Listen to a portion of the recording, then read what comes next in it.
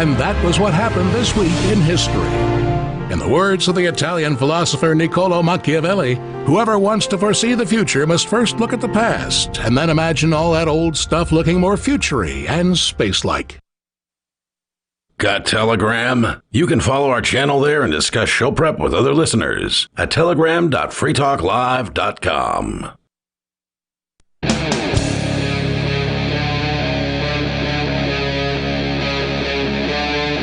Free Talk Live. It's Free Talk Live. Phones are open. If you want to join the show, the number is 603-283-6160. That's 603-283-6160. Here tonight, it's Ian. Aria. And Mark. Of course, you can join us online. Just head over to freetalklive.com and enjoy the features we have waiting for you there. Once again, that is freetalklive.com. Let's see, Mark joining us from Mexico City again, as Aria is going to be gearing up to head out to Rogers Campground this weekend for the upcoming Fork Fest, which is the decentralized alternative to the Porcupine Freedom Festival, happening from Thursday the 15th through this Sunday, I believe the 18th, if I recall correctly. That's correct. And then, of course, it'll be followed by the Porcupine Freedom Festival from the 19th through the 25th. So if you can make it up for either or both, I think it'll be worth your while. It should be a lot of fun. I'm hoping to be able to stop by more than once. I'm not allowed to spend the night there, but... Yeah, that's so capricious. It's apparently totally fine. If I were to drive 5 hours a day, I could spend every single day there. Yeah, but that's absurd. Yes, right? It's ridiculous. I mean, I don't know what the issue is. Right? You're allowed to go, and Right. you know, Just can't stay the night in the hotel. yeah, you just have to be home between what 7 and 6. 7 p.m. and 6 a.m. Yeah. Well, So- in all likelihood, the judge just doesn't want to look like he's pandering to you and giving you too much. Yeah, could be. Well, Yeah. anyway, let's see here. Speaking of judges, Donald Trump has gone to his arraignment in federal court today. There were apparently some protesters that were out on both sides of the issue of Isn't it Trump. nice when you get to just like drive yourself to the arraignment? Right? That must be because they didn't let me take myself. Oh, no. They arrested me at gunpoint at 6 o'clock in the morning. Yeah. And I was only charged at that time with two things. Which Donald Trump's charged like what, 37 30-something? counts. Yeah. And the king was allowed the luxury of taking himself. Not even being arrested, I'm sure, right? He has not been arrested, I'm assuming? No, of course not. There would have been riots. Yeah, I suspect he has been processed without the handcuffs being put on. They probably took his fingerprints if they didn't already have them. Oh, I'm sure they had those. There was talk that they may actually get a mugshot this time. I don't know if they did or not. That has not Or been do they reported. want to hand him the presidency? Well, Like he's I don't know. he's on really weak. If they had just left the guy alone, he would be done. But no, you're going to make him into a martyr going into the 2024 election, and this will actually galvanize and rile up his fan base, who otherwise were split between Trump and DeSantis. Mm-hmm. Well, you think the DeSantis people are going to come on over to support Trump now just I think because? a lot of DeSantis' supporters are ex-Trump supporters who became disillusioned and who will go back to Trump once Trump, weaves the narrative that this is just the deep state continuing to target me because they know I'm a threat to them and I'm going to take down the elite pedophile ring or whatever, he'll win those people back. Speak as somebody who kind of liked Trump. I kind of liked him in this so much as he didn't fight a whole bunch of wars. How much is true? And somebody who likes DeSantis even more. I like him. I was in Florida, and I'll tell you what, we got to go to pizza shops and things like that during COVID, and I like that. So was I. My experience, my belief is, I was in both New Hampshire and Florida, and I can tell you the experience in Florida was superior to the experience in New Hampshire in a variety of ways. Depends on how you measure it, I guess. Well, freedom is one of the You've measures. already I mean, if admitted you're that- not trans, right? I mean, if you're trans, then you probably want to get out of Florida I right mean, now before hold they, on. burn crosses on your kidding? yard. We've already Go to covered this Palm territory, Beach. Mark. We've already covered this territory with you. You admitted a few episodes ago that it depended on where you were in Florida. Some areas were much worse than others, and that was true here in New Hampshire as well, where Keene, which is where we live, was worse than Manchester, for instance. So it just all depended on what was going on.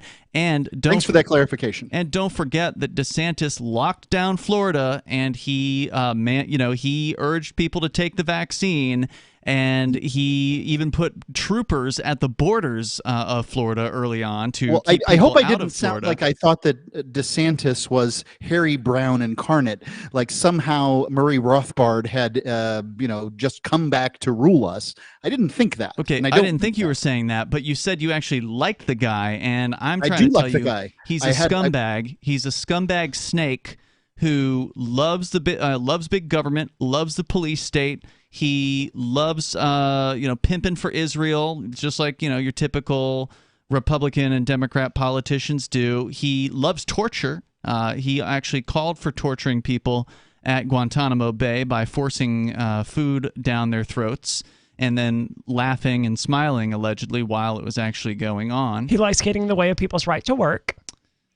What's the story behind that? Well, they expanded that federal immigration thing that was opt-in or voluntary. Yeah, that's it. Yeah, thank you for that. Yep. And now it's mandatory in the state of Florida. Yeah, to say that's nothing right. of the federal courts recently striking down the anti-trans legislation that DeSantis had championed and then signed. He also, speaking of discrimination, signed a supposedly anti-discrimination law where he is going to go after people with felony charges if they say things that are offensive while committing a crime. So he supports the idea of hate crime legislation. And this is just all the stuff that we know because we've been paying attention to the a-hole within the last 6 months.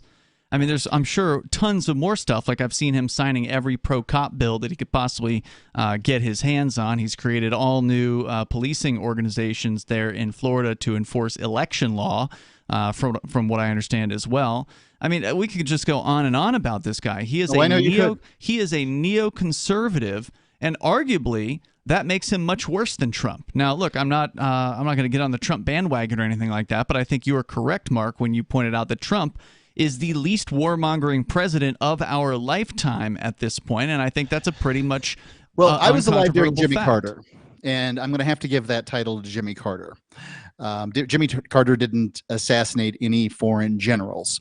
Now, strategically, whether that's a good idea or not, like I'm not here to argue those points. What I'm saying is as a guy who has some affinity for DeSantis and kind of liked Trump, what my thought on the topic is that Trump wants the presidency in part so that he can slow down the investigation into himself.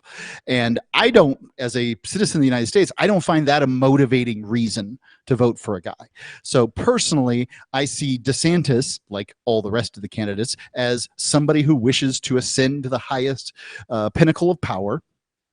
And I see Trump as that, plus a guy who's trying to forestall multiple felonies against him.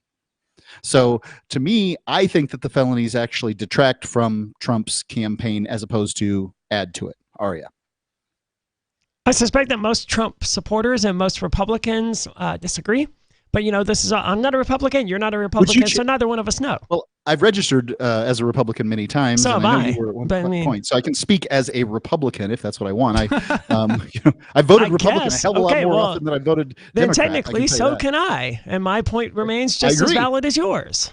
So what do you think? Would you vote for Trump if they brought more felony charges against him and advanced charges? Because I'm not a Trump supporter. Okay, and I'm not going to vote for Trump regardless. Well, I'm not going to vote for Trump. I'm not going to vote for any of them because I don't have, I don't vote generally. Then it's silly of us to have this conversation about which one is better. You started it. You're like, well, I think they're making him into a martyr. And I don't think that that's so. I think that, in fact, that it's the opposite direction, that charges actually detract from Trump as a candidate, not add to him. I understand that, but you're the one who started the DeSantis is better than Trump discussion here, not me. Oh, no. I didn't say DeSantis is better than Trump. I said as somebody who likes him better. Semantics. Okay, you don't like him. He's not better. You just like him better. Okay, got it. Okay, look, I talked about this last night on the air, and I'll talk about it again. Trump, which is all Biden, meaningless because you're not voting for either one of them anyway. Maybe I will. Maybe I'll just go up to New Hampshire and vote. So let me finish my statement. That would be Biden and Trump ridiculous. both have somewhere around a 40% approval rating and somewhere around a 60% disapproval rating. It's the same in the local in the recent polls. The only one who has a worse rating is Kamala Harris. So to me, I think that anybody that the Republicans put up is more likely to win against Biden than Trump. Since when do polls matter?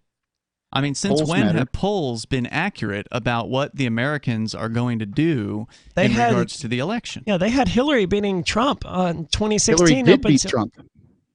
Okay, that's a lunatic take, but What? go ahead. Hillary beat Trump. She got far more votes than Trump got. The polls were correct. They predicted who the vote getter was. I would disagree that that's how that works, but okay. I mean, she won the popular vote, sure, but they're not. But why would they even poll for that? The popular vote's irrelevant. Can we agree on the take that the polls were not breathtakingly wrong in 2016? They were Frequently, the polls entirely are wrong. The polls are almost always wrong when it comes to, especially when it comes to presidential primaries. Nate Silver gave Hillary Clinton a 95% chance to win the presidency on the day of the election. Okay. Yeah, I And that's suspect a if we went 538. back- I mean, he literally, takes all of this polling data in and crunches it. Yep. Yeah, That's what I'm talking about. Every That's the time, polls I look don't at. have the polls in front of me, but every time, every presidential campaign, whenever the primary polls are happening, they're always really wrong. Like they don't even come close to what the results of the actual elections come out to be. They never correctly predict who the presidential nominees are going to be. Well, they asked the question, if the election were today, who would you vote for? And so they're accurate in so much as they're taking a snapshot of what the American people are saying at any They're given only time, accurate as far as the 1,000 people that they spoke to. which is a hell of a lot better than zero. These man. people want polls, and I would say that Joe Biden, that the polls are correct. Joe Biden is the least liked president of my lifetime, or at least in recent history. I'll give you that one. I mean, Okay, it's going and to be Trump hard. is equally disliked. No. Would you agree don't with know. that statement? I- The people that among dislike Trump Republicans, I don't dislike know. him seriously, like they hate him. Yeah, well, the people who dislike Trump, dislike Biden, started an entire slogan that they chant everywhere they go, and that they put these three initials together, and everyone FJB. immediately knows what it means. So, we can't just say that the Democrats are unique in their hatred for Trump here, right? They don't have a catchy little slogan for F Trump. I think that is what they say, though. F Trump, right? Oh, really? That's the thing. It's not as catchy, though. No, it's not. Let's go to the phones here. You're on Free Talk Live. Caller, what's your name? Matthew. Matthew. From Michigan. Hey, what's on your mind tonight? North Korea stealing a bunch of Bitcoin. Oh, okay. Didn't know if you heard about that. No. What is the allegation now? I mean, I've heard they've allegedly done this in the past. Is there a new incident? I believe it's new. I think it was like 600,000 in Bitcoin. 600,000 Not Bitcoin or $600,000 worth of Bitcoin? Because that's a huge discrepancy. Worth of Bitcoin. Yeah, dollars worth of Bitcoin. Okay, so Okay. kind of chump change then for North You know, Korea. like 20 or so Bitcoin, right? So what about it? I'm not sure. Okay. What about it? Who'd they I steal was it just from? curious if you heard about it and what you guys thought about it. Mark had a good question. Who did they steal it from? I don't know. Okay. I want to talk about the The United guy. States government has stolen a hell of a lot more Bitcoin. Yes, than it that. has. Billions worth of Bitcoin. You know, when they went and got Dread Pirate Roberts out of a library in San Francisco by creating a scene and then grabbing his laptop, I think they got many thousands of Bitcoin. hmm Yeah, and then there was the people who stole the Bitcoin from, was it Bitfinex? And they had like thousands of coins. They had billions of dollars worth of Bitcoin the federal government got a hold of. There was in that recently case. the one who stole it from Silk Road. That guy got caught as well. He had yeah. like $3.4 billion worth of Bitcoin or Mhm. something, and now it's in custody of the U.S. government. Yeah. Okay. Also, he got less How than a are year they, in prison. How are they able to steal it? Well, the government necessarily, steal I it guess. by getting access to the wallets that are owned by these individuals by some means. So, as Mark pointed out, in the case of the Silk Road and Dread Pirate Roberts, a.k.a. Ross Ulbricht, they simply snatched him physically while he was logged into his encrypted laptop, and then they had access to all of his decrypted files at that point, which would have included the wallet files for the Silk Road or whatever was on his computer. In other cases, they may simply use intimidation to get potential witnesses to cooperate and turn over wallets and things like that. So that would be how. Okay. Yeah. I mean, there could be that Bitcoin's not hackable. That much you know, right? Yes. Okay. right. Yeah, But I just want to make humans sure that are, right? people listening are clear. Humans are hackable. Humans Oh, yes. are subject to various different techniques, including the ever-famous social manipulation. There's another term I'm missing.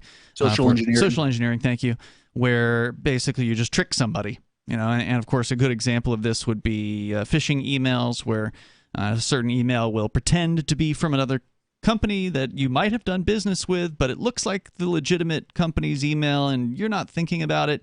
So you click on the link within the email and then it appears to be the company that you've thought you were doing business with, but it's actually a fake website that's designed to make you think that it's that company. And then they ask you for your login information, which you give to them because you're thinking you're logging into the site, but they have actually stolen that information and they use it to get access to your actual account on that actual site. Those sorts of things happen all the time to people.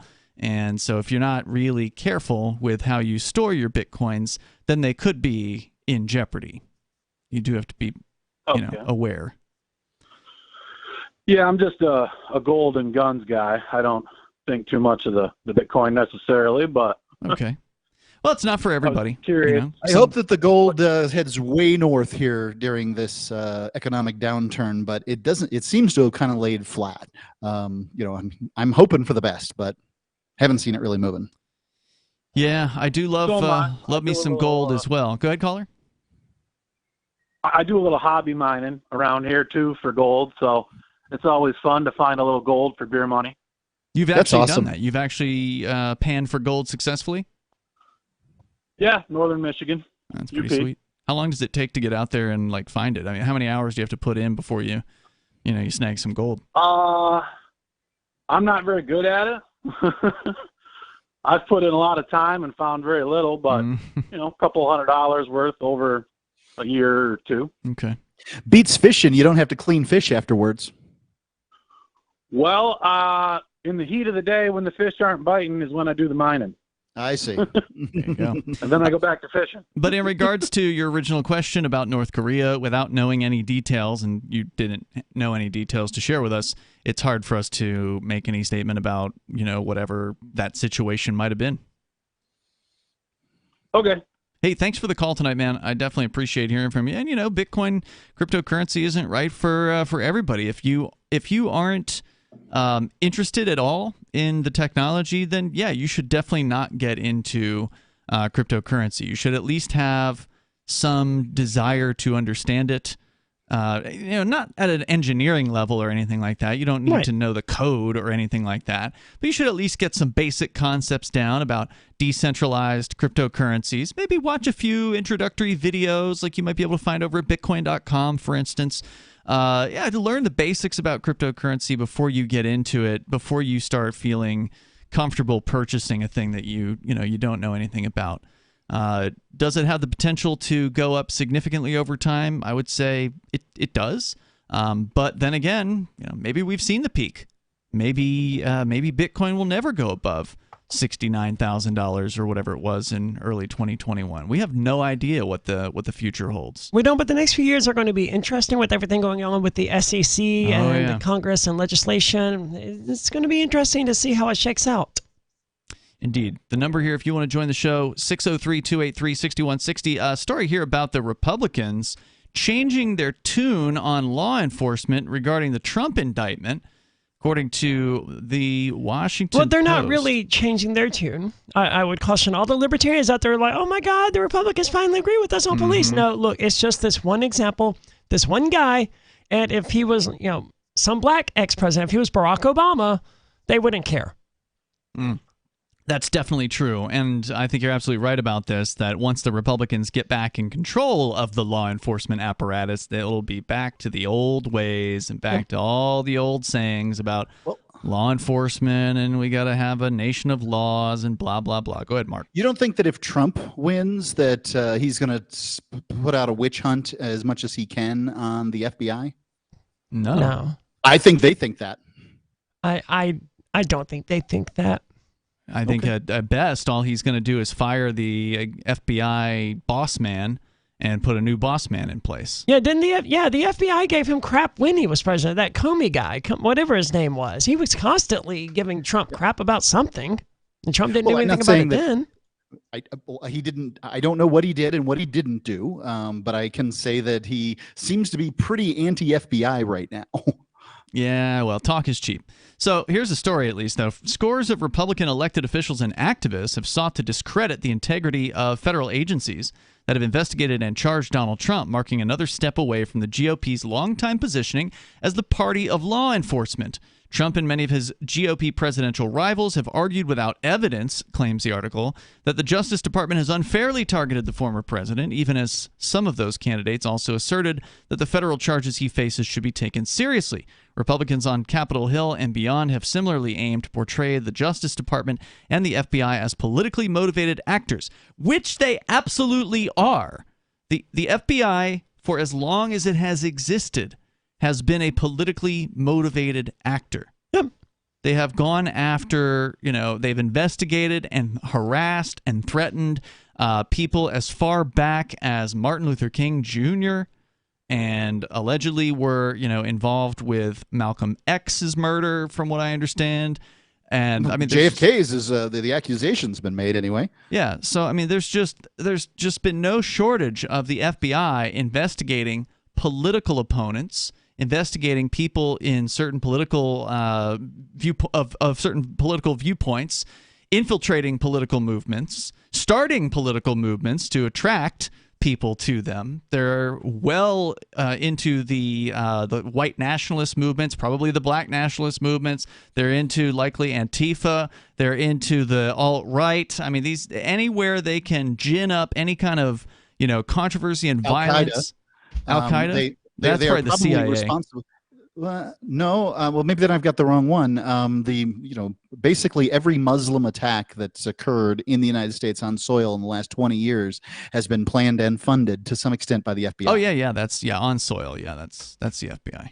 And libertarians, of course, also infiltrated. Mm-hmm. Yeah, any political group that could change the status quo, they want to be a part of it, so they can try to undermine it. Yeah, undermine it, inject dissent within the ranks. They tried to come into New Hampshire and get people to buy illegal guns and God knows what. Yeah, so we can talk more about it, though. Are the Republicans actually changing their tune on this one? If you are a Republican out there and you want to weigh in, you're welcome to join us. The number is 603-283-6160. You can join the show here and bring up whatever you want on Free Talk Live. Is secession constitutional? Does it matter? After all, independence from a union or empire is rarely considered legal by the larger government. In 1776, it was certainly illegal for the colonists to violently rebel and secede from Great Britain, at least if you ask the British government. That secession was violent, whereas modern New Hampshire independence would be peaceful. The original secession involved colonists rebelling against their own king. In contrast, modern New Hampshire independence would involve a state exiting a union that it joined under a contract that has been thoroughly violated. In summary, there's nothing in the New Hampshire or U.S. constitutions that prohibits secession. Article 10 of the U.S. Constitution lists all of the actions that the states are prohibited from doing, and secession is nowhere to be found in Article 10.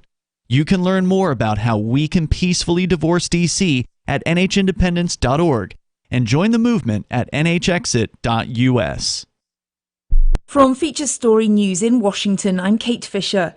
Donald Trump has pleaded not guilty to criminal charges alleging he retained dozens of classified documents after leaving office in 2021. The former US president was arraigned on Tuesday in Miami, charged with 37 counts in a federal investigation. Sally Patterson reports from outside the courthouse. The proceedings were over within a matter of minutes. After arriving at the Miami courthouse, Donald Trump was booked and fingerprinted, but a mugshot wasn't deemed necessary as he's not seen as a flight risk. The former president didn't even speak directly to the judge. Instead, his lawyer entered the not guilty plea on his behalf. Outside, hundreds of Trump's fans had been gathering for hours in the sweltering heat, some traveling across the country to show their support to the 2024 presidential candidate. It's all trumped up charges, and he's innocent. He's vowed not to end his presidential ambitions, even if convicted. Sally Patterson, Miami. At least 10 people have been injured in a mass shooting in the U.S. city of Denver during celebrations following the city's basketball championship victory. A suspect has been taken into custody. Ira Spitzer reports. Celebration turned to tragedy in Denver just a few hours after the Denver Nuggets defeated the Miami Heat to claim their first ever NBA title. According to the city's police department, 3 people are in critical condition and 7 others are believed to have non-life-threatening injuries, including a man suspected of carrying out the shooting. Investigators say the violence was the result of a dispute between several people. Thousands of fans poured into the streets immediately following the Nuggets' victory, which took place about a mile away from where the shooting occurred. Russia's President Vladimir Putin has threatened to create a, quote, sanitary zone inside Ukraine in case attacks and raids into Russian territory continue. He also claimed that the military offensive that Russia began last year was a response to Kyiv crossing the red lines set by the Kremlin. Our correspondent Daria Bondarchuk reports from Moscow. Speaking to pro-Kremlin military journalists and bloggers in Moscow, President Putin said that he wanted to put Ukraine's forces at a distance from which they wouldn't be able to strike the Russian territory.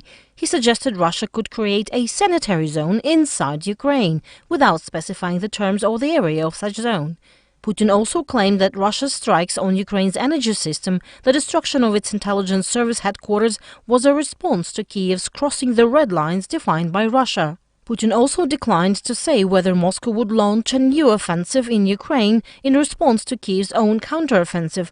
Inflation in the United States has fallen to its lowest level in 2 years, providing a welcome break for consumers. From bureaus worldwide, Our Matrix server is about as free as internet chat can be. Join the existing rooms or create your own at chat.freetalklive.com.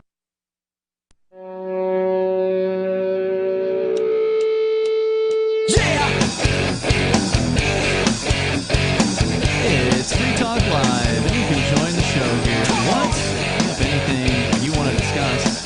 The number is 603-283-6160. That's 603-283-6160. I want to say thank you to Free Talk Live supporter Patrick Easterday. He's a gold level supporter of our AMPS program. AMPS stands for Advertise, Market, Promote, and Support. Gold level means he's doing $10 a month. Thank you, Patrick, for the support there. We definitely appreciate it. It helps us get the word out about the ideas of freedom, liberty, peace, cryptocurrency, alternatives to the violent status quo that we are so opposed to. Anyway, if you appreciate the mission that we're on here on Free Talk Live, you can go and join Patrick over at amps.freetalklive.com. That's amps.freetalklive.com. And you can get signed up there through our Patreon. Maybe you don't like Patreon. You get some problem with them, which I don't blame you. There's one more opportunity for you, which you can join via to support us via our Odyssey channel. If you go to video.freetalklive.com and click the join button, I believe, up at the top of the channel, that will allow you to support us through Odyssey, which means that a portion of your fee will benefit Odyssey instead of helping the people over at Patreon. So you get to choose how you support the show. And once again, big thanks to Patrick Easterday for doing so at amps.freetalklive.com. As we go to your calls and thoughts here, Ricky in the Commonwealth of Pennsylvania. Ricky, you're on Free Talk Live. Go ahead. Thank you there, Brother Ian, Brother Mark, Sister Arya. Good evening. What's on your mind tonight, Ricky? Well, I'll tell you this. I figure maybe 5.5 years I've been calling into this show. And I've probably talked more about civil rights than just about anything else, and that's what I'm going to be talking about tonight. Okay. Now, I'll say, since I've come back upwards of 6 months ago, I've listened to a lot of things. A lot of things were new to me, but I'm going to talk about them tonight. Now, last night, and I'll start with this one. Now, of course, all civil rights are important, and I'm an advocate of all of them. But last night, I heard it was a Conejo. Now, of course, free speech. Huh? Conejo. Yep. Okay, good enough. But free speech, of course, is important. Now, he called in, and how did he start it? Well, he imitated my accent, kind of like I just did now. Mm-hmm. Now, is that free speech? Of course it is, but so is, and I want to make a point here, so is making fun of somebody who wears glasses, or making fun of somebody's hair, or making fun of somebody's skin color, or you name it. Now, is it free speech? Sure, but it's not a cool thing to do at all. Are you really upset that somebody called in and did a Ricky impression last night? No, that's not where I'm going with Is that what happened? Because I didn't hear it. Yeah, Conejo started his call by doing a Ricky Ian, with like, hey, Sister Aria, sister. I'm making a point here, Ian. I'm not upset. I haven't been able to have my feelings hurt since before I was an adult. Now, a couple of things I've observed, though. What's the point of bringing up Conejo's call, then? Because that has happened multiple times since I've been back. But I have a point beyond this.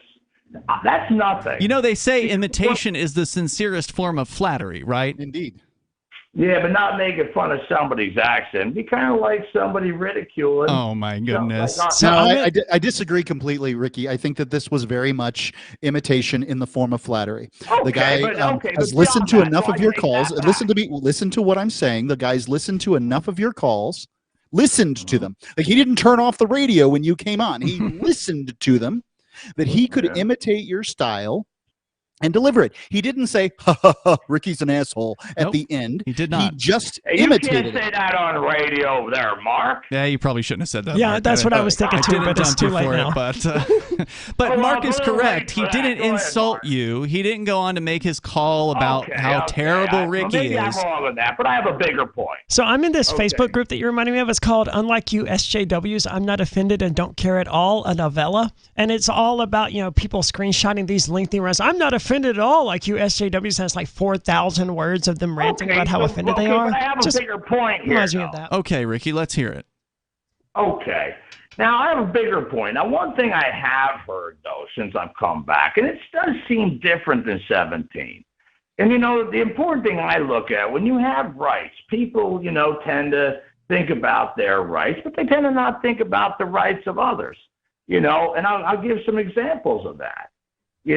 Something that I totally don't understand, and there's I don't have to even go into the list, but I'm going to give one of them. Aria was just talking. Now, it's funny because when I first called, I've always called Sister Aria. But in all honesty, it took a while listening till I realized that Sister Aria was a transgender girl and not just another girl host. See, because in 1968, I don't know what New Hampshire has, but Pennsylvania added an amendment to our Constitution that says, simply put, that there shall be no discrimination by sex, plain and simple. And see, it's funny because I have no problem casually and easily calling, referring to Aria as she, her, girl, things like that. But that's funny because most callers I notice tend to not do that. And to me, it seems completely natural, and that's, I find, troubling, So now you're upset over what callers are calling Aria? Well, I just think I think people tend to not look in the mirror and they think about themselves, but they don't think of other people. Well, that's very kind of you, Ricky. However, I don't think Aria really cares about what callers say. I know, but maybe maybe a listener. That's what I'm thinking. When people call in, they don't have to. It's a good thing you have Ricky here to defend you, right, Aria? Thank goodness. Well, they don't have to care about people's rights, but imagine whether it be another caller. I don't think this is really an issue of rights, though. Right? Well, you don't have a right to have somebody call you your pronouns or whatever, right? Or I think there is because it says no discrimination by sex. Isn't that it? Plain and simple. No, I think you have the right to discriminate by sex, though. Yeah. Besides, when they're talking about discrimination, they're talking about like, you've applied to buy a home or get a college application or some other kind of thing that you're being denied. Which I agree with Aria. I think that people should be free to discriminate. That's a basic tenet. Unless they work for the government. And in turn, I should be fair to discriminate against them by not going to bigots. Yes. But if I may, Aria, I mean, to me, I see you as a girl, period. That's it. I don't know how we even got to this, but thank you. I know, but I mean, some people have such a problem with that. And I don't personally understand why they have a problem seeing you as I do, just as a girl. You're blind. Well, you know what I mean. I've never seen it. I wish I could personally. But I don't understand. I mean, I'm not going to name names, but there is some regular callers that have a serious problem with this. Where does this come from? I wasn't raised that way. No, that is a good question, Ricky. Where does it come from? The people who are just, it seems like, obsessing over trans people. Like, I don't get it. I don't either. A girl, or vice versa. Yeah, maybe it has something to do with the old, the idea that these people who used to be obsessed with the gays were actually closeted gays, right? Or they were obsessed with cracking down on children having sex with people they actually were interested in with that. Like you catch these politicians who lead these charges in the bathrooms trying to do the very same things that they are against. What's happening right now is very curious. So like I have generally stopped just scrolling social media in general, but today I did because I was bored and didn't have anything else to do while I was letting my dog play at the creek. And the very first thing I saw was someone ranting about trans stuff. The next thing, someone ranting about trans stuff. And it's just over and over again with some conservative or some conservatarian or whatever ranting about trans things. And I honestly don't get it either. We are such a tiny portion of the population. Why are we being discussed like this? It's obsessive. It's crazy. It's unhealthy. You people have got to let this go. I got called a Marxist today. Wow. Okay. Yeah, right. Like that's how far these people just have because you're trans. No, it was because I pointed out that most people in the LGBT community, most lesbians don't just call themselves lesbians anymore. Because lesbian is a broad term, that means a number of different things. Some people use the word sapphic to describe, or gynosexual, or finsexual. There's a bunch of different terms. Dear God, what never heard of any of these. Well, gynosexual means you're attracted to cis women, effectively, and finsexual means feminine in nature. Sexual means you're attracted to females of all categories. As sapphic is you're interested. It's not important, right? It's just different types of lesbianism. Okay. And this person was upset. So that didn't exist when I was dating. I'm glad I'm married now. I was like, well, okay. That's like saying that Netflix and chill didn't exist while you were dating. And now this is not a bad thing. This means that now we can be more accurate in what we like and what we don't like. And that to me is a good thing. It's like, this is Marxist. This is queer Marxist. I didn't know you were a queer Marxist. I'm like, because I prefer language that is more precise over language that is less precise. Is this seriously the place that we're at now, where a trans person is saying? Is absolutely a cesspool. There's no doubt about it. Yeah, and it feeds that. You're not going to get a good conversation about any one thing on social media.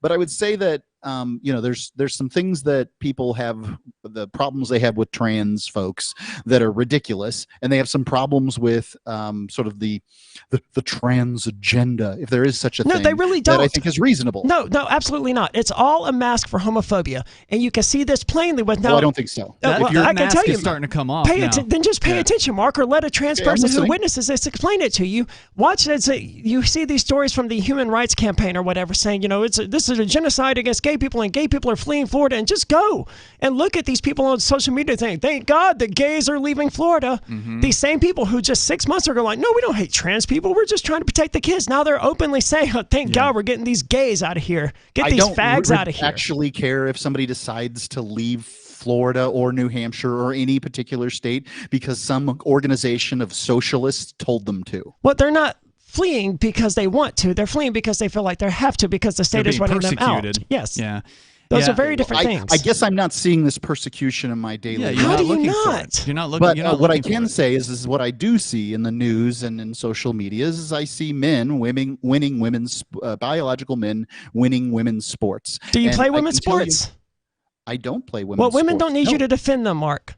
Oh, but I have a wife and a mother, and I have friends with daughters. Do any of them play women's sports? And I know what fair looks like. And fair doesn't look like a biological man trouncing the crap out of women. Then take it up with the sports agencies. Until you take the position that this is unfair, people are going to say. I think Arya has taken that position. In fact, but I don't care. Exactly right. But I don't care whether it's no. I don't. I don't even say anything. I'm not going to say it just to please you conservatives who get hard when you look at DeSantis.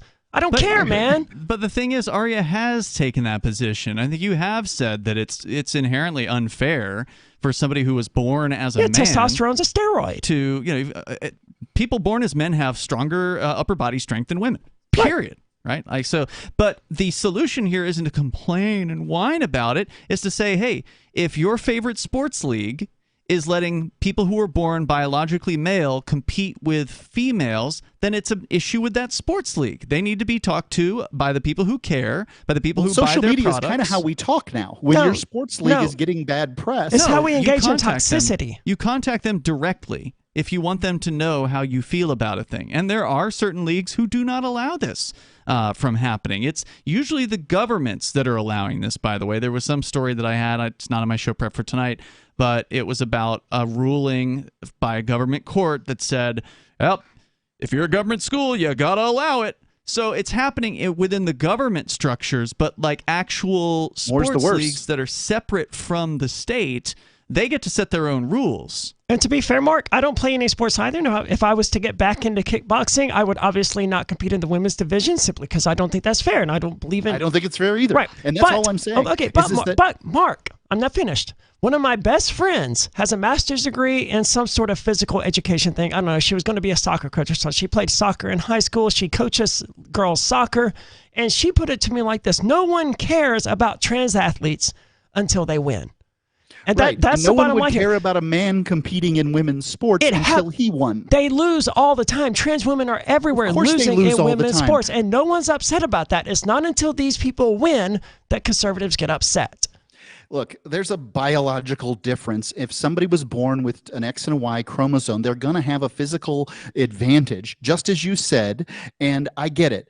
When they lose, no one cares, and people only care when they win. But like for instance, when the U.S. women's soccer team lost from 2-7 to a 15-year-old boys soccer team in Texas, I think that put a finer point on it than I ever could. I'm not familiar with that. So the boys were better athletes? It happens all the time. The U.S. women's soccer team plays young men's teams all of the time and loses all of the time. It happens often. Okay. Because there's a difference between biological men and biological women. I'm willing to say talked about. Trans women all day long. Like Arya is a trans woman and deserves to be treated as such because she conducts herself in such a fashion. I have no particular problem with that. But you just want a white knight for women's sports. Look, I have friends and family. Look, if my wife decided to compete in jiu-jitsu against somebody who decided to transition, yeah, I think I'd be a little upset. Well, Mark, that's not really fair because plenty of cis women, born with vaginas and everything, have higher levels of testosterone than cisgender men. You know this, right? I can see the point. I can see the point that's made, but I think that you need to make a distinction somewhere. So here's the distinction I'm willing to make. Since you brought the topic up, I will put a solution on the table. And that solution is that we have two leagues, one for people who are born with two X chromosomes. And yes, you can test them. But and that's yes, useless. Some women will be kicked out because they thought they were women, end up with, oh my God, there's a X and a Y. And that will happen. There's a league for people with two X chromosomes, and then there's a league for everybody else. And that's it. There's your solution. No, that's a terrible solution because chromosomes don't differentiate which one is better at sports. It's literally just testosterone. And some women have higher levels of testosterone than men. If you're going to measure, if you want some sort of scientific basis upon which you can measure and differentiate these two groups, you have to go with testosterone levels, not chromosomes. Any athlete with that's building muscle and that kind of thing is going to have more testosterone than some sedentary dude who does what I do for a living. That doesn't matter. There are plenty of women athletes out there who have more testosterone than male athletes. I mean, these things happen. Hormones levels vary among individuals. Okay. There was recently a sprinter who they accused her of being trans. She was from somewhere in Africa because she had unusually high testosterone levels. Yeah, it turns out she's just a girl, right? Yep. But people were freaking out and going, "Oh Does my she have God, two this X person's chromosomes? trans." Did they test this, or did she have two Why X's do and a Y? why do chromosomes factor into the equation in the beginning? Because They it's don't. an easy way, a shorthanding of figuring this out. But I've already 'Cause proven to you they don't work. Some women have higher levels of some XX people have higher levels of testosterone than XY people. So what difference do the chromosomes there needs make? to be a distinction? And how would you make this distinction? It's not my place to make this distinction. I don't exist in the society of dividing. Yeah, your distinction is to divide these people into groups based on their testosterone levels, but to not call it testosterone and to instead look at their chromosomes that don't affect their actual testosterone levels. Yes, that's a bad idea. If you're going to divide them by testosterone levels, use testosterone levels. Compete in an XX league, and they would be happy with that. And that's the solution that would keep people relatively happy. Look, we made a league for people. You're also with 2X assuming that chromosomes. these trans women athletes have XY chromosomes. They might not. I'll bet some of them may have XXY and a whole variety. Some of them may different just have XX. You don't know. Then why in the world would somebody need to transition if they had two X chromosomes? Because human sexuality is weird, man. Have you never looked into it? Like, people are like XX. No, I don't spend a lot of time figuring out hermaphroditia, but my understanding some of it XX is people can be born with like full-on male equipment, man. Nope, never heard that. Okay, well, look into it. It happens. Okay, Mark, you brought up jujitsu. And by the way, Ricky, thanks for the call tonight. Thanks for opening up this can of worms that I hate discussing. Yeah. And why do I have to be a biologist just to defend my existence or the existence of trans people doing something they want to do in the first place, Mark? I mean, Look, Mark, all I'm saying is that should have a league where trans people can compete against people that is fair.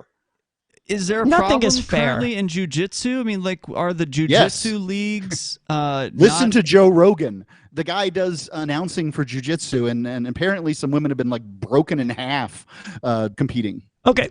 It's called De La Chapelle syndrome, Mark. It's XX male syndrome, and that's effectively what it is people with two X chromosomes being born, being assigned male at birth, basically. There are only so many ways I can say this on the air, but basically it's a dude, but they have XX chromosomes. Yeah, I'm really surprised to hear it. I had never heard this before. Do you have any idea of how many people in a million this happens to? Does it matter? Yeah. Why? Because then people are just going to fall back with okay, well, this doesn't count because it applies to 0.1% of people out there. It counts. It counts for those people that it accounts for. But it just sounds like the same kind of thing people say when they're like trans people are like 0.1%. I've proffered a solution, and until given a better solution, I'm going to continue to use that solution. I am open to new solutions, but my solution is people who have two X chromosomes should have been in a league. I have now been presented with an interesting case that may stand in the way of this particular thing, and I wonder to myself how many dudes who have two X chromosomes have ever bothered checking what kind of chromosomes they have. Almost none, first of all, but I do have your number here. Of those who get detected, it seems to be about 1 in 20,000 newborn males have XX chromosomes. Interesting. Okay, it's a much larger here's number what than I'm I not expected. clear on, Mark. You're saying that within the jiu-jitsu community, of which you are a part, not anymore. You were. That there was a problem or is a problem with trans people competing in women's tournaments? I think that there was a problem in the past. That doesn't happen anymore. Why is that? Because they hurt people. What does the league do about that? There was one MMA fighter recently, I think it was last year or the year before, who transitioned, and then she broke someone's skull, and it was horrific. This trans woman did. But in her very next match, she got the crap beaten out of her by another woman, right? To say that she only won because she was a woman is fundamentally not what happened in that particular scenario. They're beating each other in the head with their fists. Someone's skull is bound to get cracked at some point.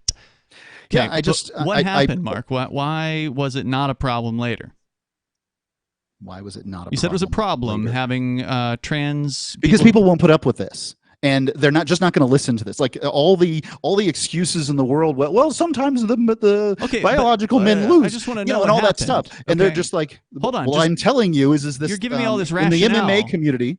This lady got her skull cracked. In other situations in jiu-jitsu, people have gotten their arms pulled out of socket and a variety of things. Her name and is when Fallon this happens, Fox, and she's still in MMA. She hasn't. People have put up with it, basically. But what I'm trying to understand is, you said it was a problem. It's not a problem now. People got mad. Did the league decide to change their rules? I don't know the specifics. I can tell you no. Okay, well then that's a problem. The IBBJ, IBJJF didn't change their ruling on this. I'm looking at what Fox News has to say about it, and they are suggesting that UFC and MMA have not changed their rules regarding trans fighters. UFC and MMA don't really care what happens to the people who walk into the ring. They're just there for a Fallon good fight. Fox, the woman you're referring to who broke someone's skull open, was a trans woman. You Was the mentioned first it, MMA and fighter. I agreed. I remember. I've heard that story too, and it's a horrifying story. Well, then what anecdote are you pointing to? Because this is actually the actual story. I wasn't here. prepared for this, so I don't have stories for this. I can look something up. But just to focus back in on the jiu-jitsu community, again, that's different from MMA or whatever. It is a little bit. So in jiu-jitsu, you're saying people got hurt, but you don't believe, you don't think that anything has changed, or they did change? I think that the IBJJF has changed their rules. Okay, problem solved. Well, what is all the controversy about? What do you mean all the controversy? If women don't want to have fights with people who were born as males who are now presenting as women, then they should just turn around and say, you know what? This is not a league that I want to participate in. Mark, the IB, whatever it is, IBJJF. Yeah. I don't know how to tell you this, but they don't use chromosomes. They go by testosterone level, which was my idea. Huh. Okay, well, I'm glad if you're to hear going to it, use an Maria. objective measurement, Look, that's the only one you can I don't propose to be use. right.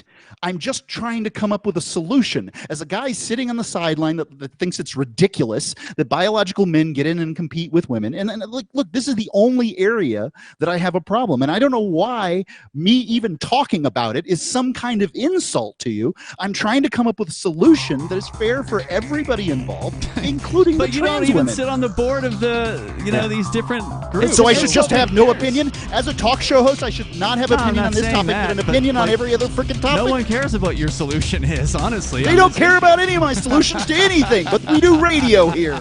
I just don't understand why I have to, defend trans women in sports simply because I'm a trans person. You're upset about it. You want. All right, there's more coming up here in moments. Hour number 2 is on the way. It is Free Talk Live. So the protection of life, liberty, and property is what the Free State Project is all about. But it's an effort to move 20,000 people who understand. It's about demonstrating to the entire country that, we can have a free market, a truly free market. Making it just a freer, great place to live. It's the world's largest voluntarist libertarian community, and it's only getting bigger. That's amazing, to be able to move to a place where other people passionately believe in being free and independent. What the Free State Project is managing to do, though, is to put their money where their mouth is. It's physically getting up across the country and saying, let's go someplace and let's demonstrate the power of these ideas. There's a lot of kind of philosophy that surrounds liberty. There's a lot of thinking about it and talking about it. But here in New Hampshire, people are doing it. 101 Reasons Liberty Lives in New Hampshire, a documentary by Free State Project Early Movers. Watch it free at 101reasonsfilm.com. 101reasonsfilm.com. Are you tired of governments murdering people around the world? Stop using their money. There is an alternative. Bitcoin is a stateless, free market, non-political currency. Bitcoin cannot be inflated or controlled by any government. By using their money, you are helping the state. You have an incredible alternative available now. Learn it, use it, spread it. Get started with Bitcoin at Bitcoin.com. That's Bitcoin.com. What if you want to hear the latest episode of Free Talk Live, but all you have is your phone, you forgot to download our archive, and you have no data connection? You can call our Listen line at 641-793-0191. That's a long-distance number, so you may incur charges. If not, listen as long as you want. 641-793-0191. The Free Talk Live Listen line, 641-793-0191. You're listening to the live edition of Free Talk Live. Hour number 2 is next after the news here on the Liberty Radio Network at LRN.FM. From Feature Story News in San Francisco, I'm Ira Spitzer. Donald Trump has pleaded not guilty to criminal charges alleging he retained dozens of classified documents after leaving office in 2021. The former U.S. president was arraigned on Tuesday in Miami, facing 37 counts in a federal investigation, including conspiracy and obstruction of justice. FSN's Sally Patterson has been covering this story from Miami.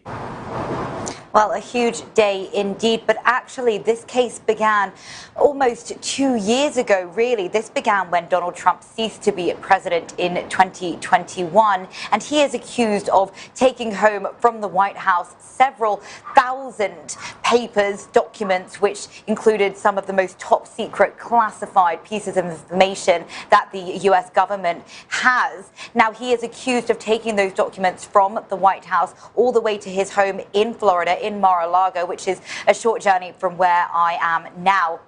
And he's accused of storing those away. And what's crucial as part of this case is it's not only that he's accused of hanging on to them when really he was meant to hand them over to the National Archives, but actually he's also alleged to have lied to law enforcement about what papers he did and didn't have, and also alleged to have told lawyers, wouldn't it be easier if we just said we didn't have these papers here at all? So there's two parts to this case. Donald Trump's supporters are claiming his indictment is politically motivated, with many branding the criminal investigation a witch hunt.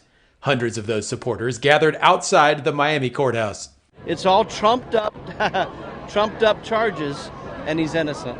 So that's why we're here. We're here to stand up with the one man that has stood up for we the people ever. Let the people decide. There's no need for the courts or the prosecutor to decide. Let the people vote whether they want him or not. They're only putting him in jail so that he can't win the election. Further signs that inflation is cooling helped give U.S. stocks a lift on Tuesday. Analysts widely believe this will give further reason to hold off on another interest rate hike this month. FSN's William Denzelo reports from New York. The Consumer Price Index, a closely watched inflation gauge, ticked up 4% year on year in May. That marks the slowest annualized rate since March of 2021 and gives further hope that price pressures are easing. That gave the markets a lift, with the Dow closing up 0.4%. The S&P and Nasdaq hit 13-month highs, ending the day up 0.7% and 0.8% respectively. The Federal Reserve's two-day policy meeting wraps on Wednesday, and analysts are pricing in a roughly 99% chance that they won't raise interest rates. The Fed's raised rates at their 10 previous meetings to help stem rampant inflation. William Denslow, New York. From Bureaus Worldwide, this is FSN. With FSN Spotlight, I'm Simon Marks. Today, looking at the life and legacy of Silvio Berlusconi, the media tycoon who became Italy's populist prime minister. He died on Monday at the age of 86. Berlusconi was a former crooner on cruise liners who went on to build a massive media empire and then entered politics in 1994 after a series of bribery scandals rocked Italy. He was a close friend of Vladimir Putin, defended him to the end, and was dogged by scandals of his own, including so-called bunga-bunga sex parties attended by members of the global elite. But more than anything else, he was a disruptor who paved the way for other populist leaders, including Donald Trump, Viktor Orban and Jair Bolsonaro. Antonella Guerrera is London correspondent for La Repubblica. He has been the biggest controversial political figure in the last century. I think after Mussolini. And of course, there are still people that love him, people that hate him. He changed Italian politics forever, especially when there was the bribe scandal in the 90s. The thing is what happens after him, because he was the center-right moderate party. There are more radical party now in the power. And so what happens after him is going to be very interesting. The state funeral for Berlusconi will be held in Milan Cathedral on Wednesday. With FSN Spotlight, I'm Simon Marks. The main news again. Donald Trump pleads not guilty to criminal charges alleging he retained dozens of classified documents after leaving office in 2021. Hundreds of Trump supporters gather outside the Miami courthouse, claiming that his indictment is politically motivated.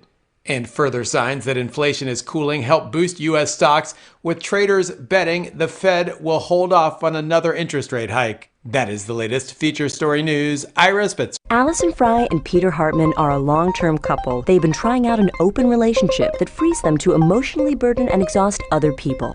We're both grown-ups. We both trust each other. It just seemed like the right time to open ourselves up to meeting other people and barraging them with our crippling emotional neediness. Yeah, I mean, don't get me wrong. I still want to vent to Allison about all the anxieties I have at the office until she wishes I would just shut the up. But sometimes you just get the urge to sap the life out of a different woman for a change. The flexible arrangement has allowed Fry and Hartman to participate in a variety of tiresome and psychologically draining one-off encounters with partners ranging from close acquaintances to total strangers. Of course, there was a time when I couldn't imagine saddling anyone but Peter with my extensive emotional baggage and trust issues, but now that we've tried it... The best part is, when we're back together, all we really want to do is drain the living out of each other. This is the Onion News Network. You can stick it to the man and big tech. Join our FTL social mastodon at social.freetalklive.com.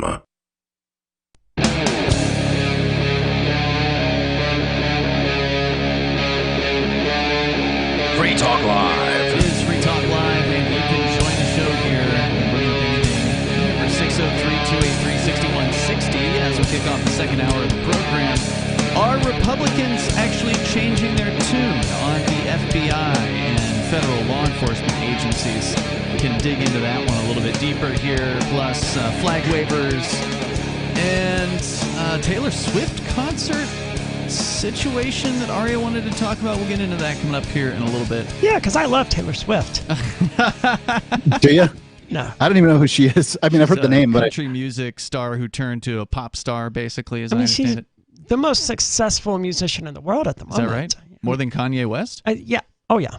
And I think she's the only artist to ever hold all 10 of the top 10 songs at a given time. Like when her latest album came out, like the top 10 played songs, I don't remember the metric, that they were all her songs from that album. That is impressive. Yeah, I think Never heard of such a thing. All right, we can talk about all that coming up here, but of course your calls and thoughts come first. We're going to go to the phones. The number 603-283-6160. Plus, Mark, you want to talk about stop and frisk down in Mexico City.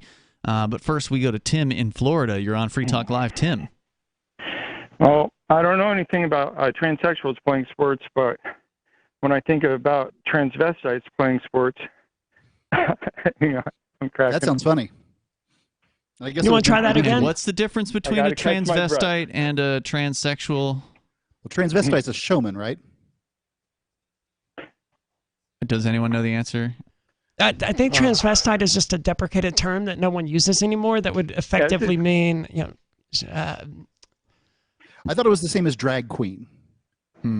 Yeah, I think so. All right. Anyway, I'll see if I can figure it out. so when I think of a transvestite playing sports, I immediately see Jamie Farr as Klinger in MASH playing baseball in a wedding dress.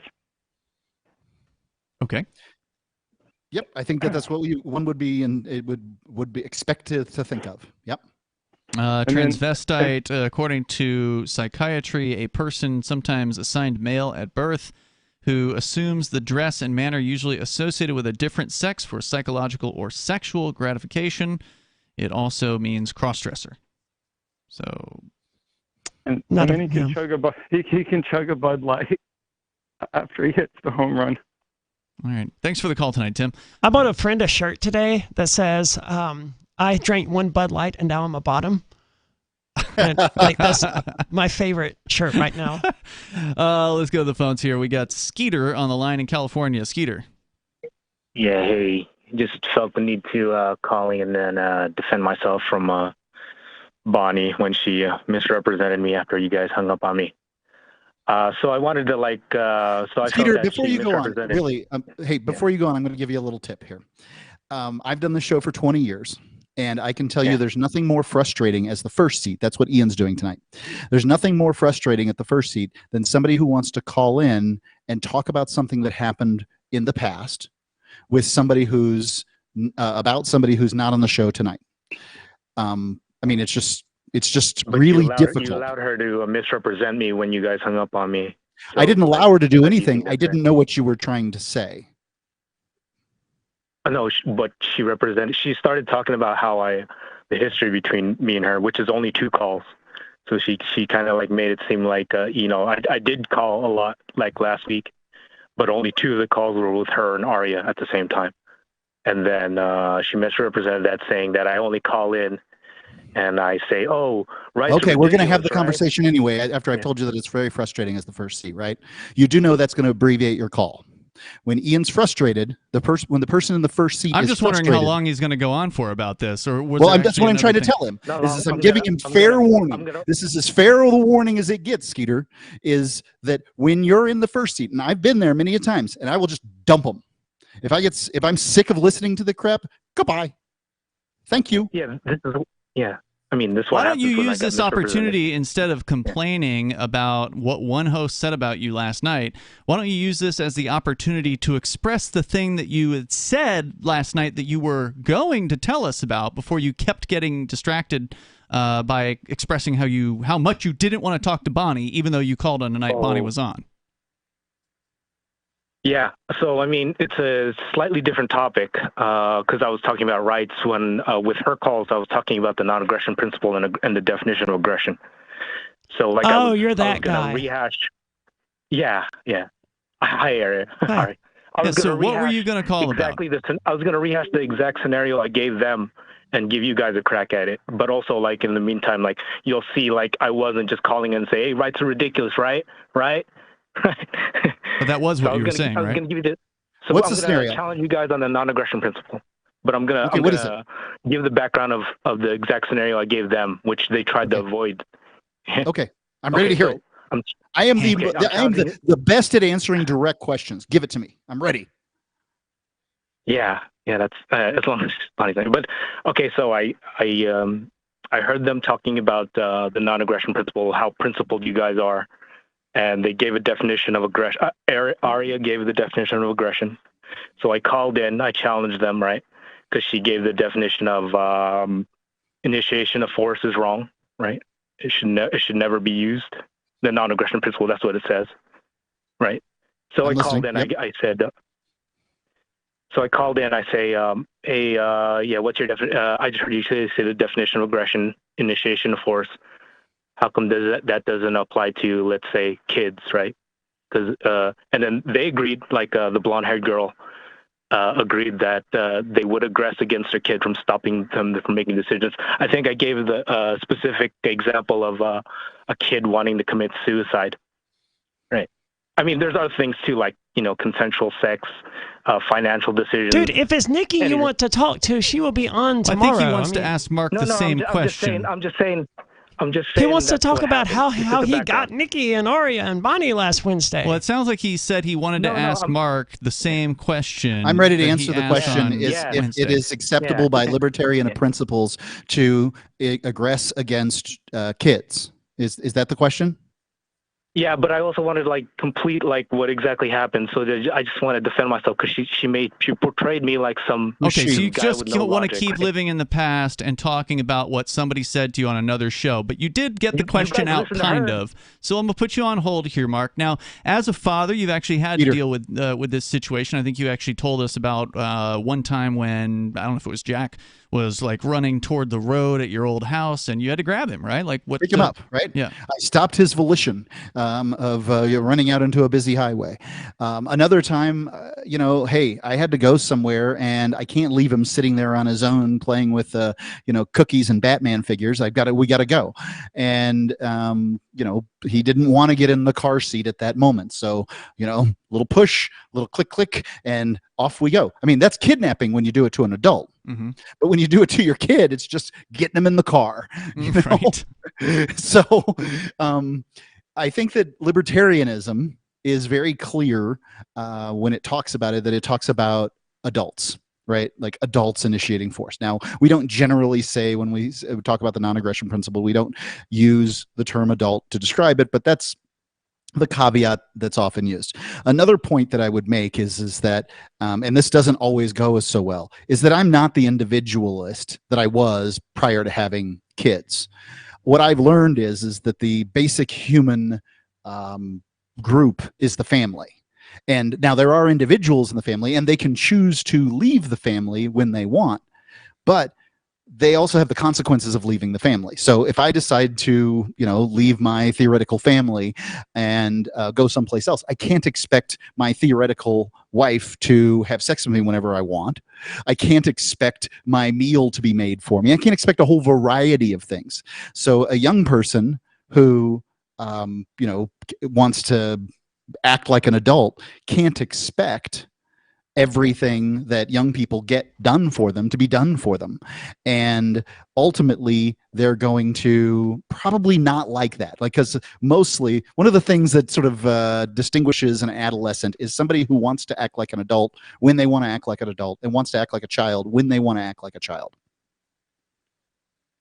All right. And I just want to add in here, maybe before I go against my better decisions and put Skeeter back on the line to respond to that.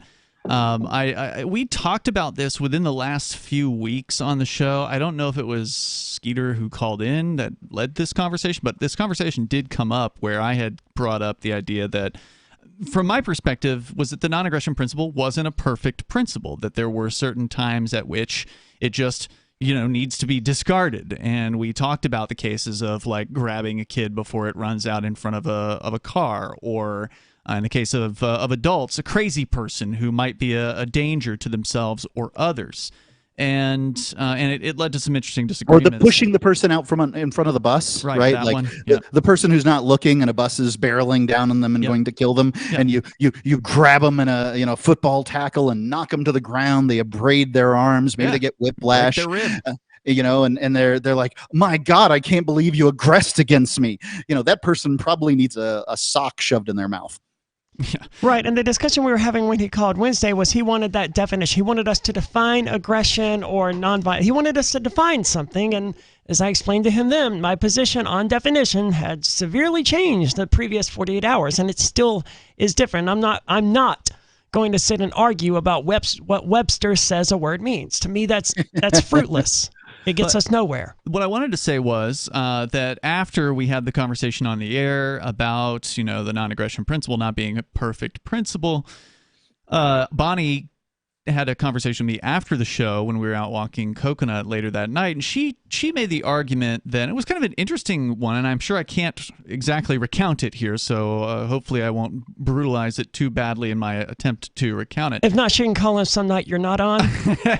Correct me on it. Talk to you about it. Yeah. And she kind of made the argument that it was not aggression to do, for instance, taking your kid out from the roadway where they've run into, or etc., because it is essentially an act of defensive force in that case. That it is not it wasn't a violation of the non-aggression principle because it just didn't qualify as aggression. It was an interesting viewpoint. I'm not sure if I've been persuaded on it yet or not, and I'm also not sure if I've recounted it correctly. Anyway, with that in mind, Skeeter, did you want to respond to what Mark said to you?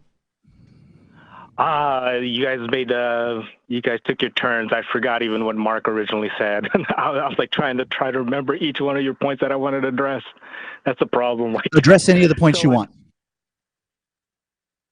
Okay, so let me start off by saying I wasn't part of that call with whatever, you admitting that the non-aggression principle is inadequate for a moral theory.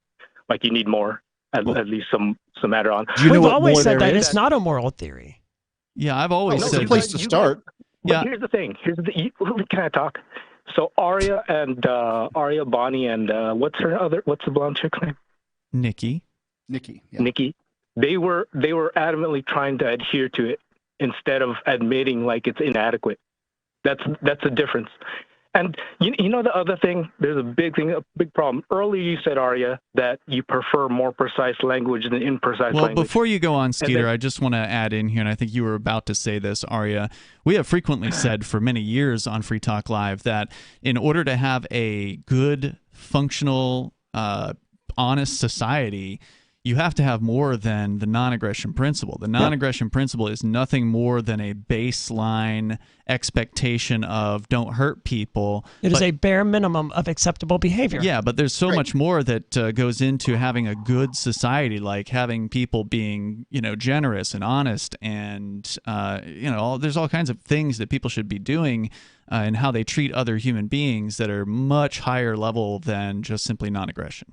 Right. I think without the non-aggression principle, without a violation of the non-aggression principle, that there is no good grievance against somebody. Like, you can dislike them, or you can say, I think they're stupid, or whatever the grievance is. But without those things, you can't sort of get any kind of recompense from them.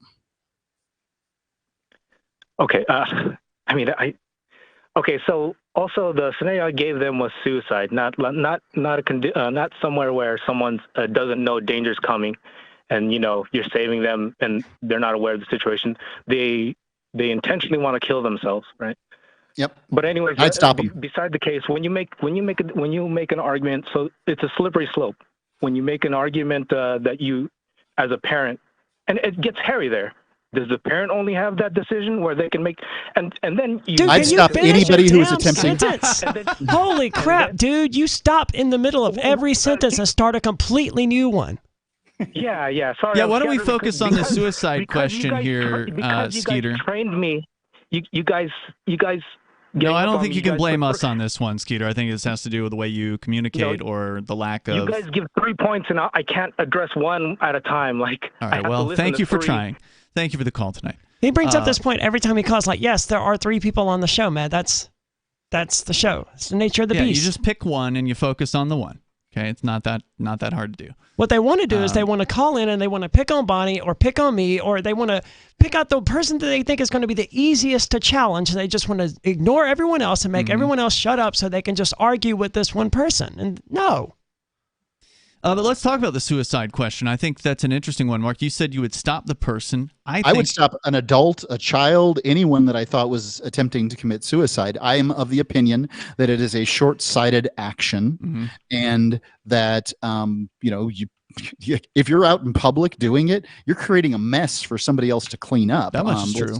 At its very basic. Right. So we got to remove that and the law from the equation in the first place, because in modern American society, if you let someone kill themselves, you're probably going to be charged with some sort of manslaughter. I would imagine. Like, if you know they're going to kill themselves, jumping off a bridge and you're walking by, you're not going to get in trouble for it. But okay. I could as a person with Red Cross certifications. Let's say they're doing it in the comfort of their home. They're not doing this out in public. They're not going to blow their brains out in front of any children or any of these other things. It's just straight up suicide. That's it. But then you probably wouldn't know about it, right? Well, for whatever reason you know about it. They've texted me like, hey, I'm about to kill myself, so can you come get my dog tomorrow or whatever? Okay. I think the best suicide I'd ever heard of was actually like a relative of one of the hosts of Free Talk Live at the time. It's been close to 15 years, I'm sure. And she went out into the woods when it was, deadly cold in New Hampshire, and she didn't come back. She brought a bottle of liquor and she never came back. Now, there's a problem. Helium is so much better than that. Look, I'm not giving people advice on how to commit suicide. Well, they should minimize their suffering. If they're going to kill themselves, they should minimize the freaking mess they're going to make all over the wall. Well, yeah, and helium is going to do that too. What do you do with the helium? It suffocates you, but because your body doesn't produce carbon dioxide when you exhale, because it's just helium, it doesn't trigger the panic reflex, so you just sort of pass out and fall asleep and die. So I think as far as whether or not to stop someone from committing suicide, I think it has to do with, well, what are their reasons for committing suicide? Is this someone with just stop them? A terminal... They can do it. If they want to do it, they can do it again later. Really, like, what have I cost them in time and money? You've made them stay alive. Yeah, I mean, so what? I'm willing to do it. That's not your right. Yeah, I don't feel like I should go against someone I'm willing to wishes. violate the non-aggression principle in this circumstance. I get it. That's what I'm saying. I don't agree, but I get it. Yeah, I would tend to lean against stopping from someone from committing suicide simply because it's not my decision. I don't feel like it's my decision to make. If they want to kill themselves, then they've got some sort of reason for that, whether it's rational or irrational. It could be someone who has a terminal illness, and they've decided that they're a burden to their family, and they don't want to go on living. Or it could just be somebody who's suffering from a bout of depression, and they would pull out of it, and they would have a better life down the line. In many cases, I wouldn't know one way or another, and I just don't feel like it. I think it's context specific, right? Like if it was just some 16-year-old girl who was cutting herself, like, okay, look, first of all, no, just relax, stay off the internet, stay away from the bullies or whatever. You'll be fine. Mm-hmm. You're not fat. Stay off of Instagram, whatever. But if it was someone who, like, some 40-year-old dad who just lost his kids in the divorce and he's living out of, the heroin hotel over here on West Street, and he's got nothing to live for. He's like, I'm just going to kill myself. Like, these are two very different situations. And one of those, like with the teenager who's just depressed or anxiety or whatever, you can reasonably talk them out of it. They'll almost certainly be glad they stayed alive. But some people, they're past any point of hope. And if they want to kill themselves, I'm not going to stop them. I'll offer them suggestions on doing it without making a mess. My thought process on it is that if they're really beyond hope or whatever, and they can do it when I'm not passing by, like they'll have another opportunity. All right. I think it's selfish to want someone else to stay alive because it would inconvenience you if they didn't. Well, I wouldn't call it an inconvenience. You know what's an inconvenience? Stopping and bothering with somebody who had takes the trouble of killing themselves out in public. We removed the public thing from the scenario. No one. Well, I'm not going into people's houses. Hey, are you committing suicide in there? I'm not knocking on doors seeing if people are committing suicide in their house. So we're having a discussion about an imaginary situation that's never going to come up. Sounds like that sounds like libertarians, man. So we're having a discussion about the imaginary person who's going to kill themselves out in the streets in front of the imaginary children and traumatize them for life because they're going to use a gun. It's going to be imaginarily traumatizing. But to go back to the outside idea, somebody has to. Okay, in that household, and now you're talking about helium, and I think that's a much better choice. The first thing is don't make a mess.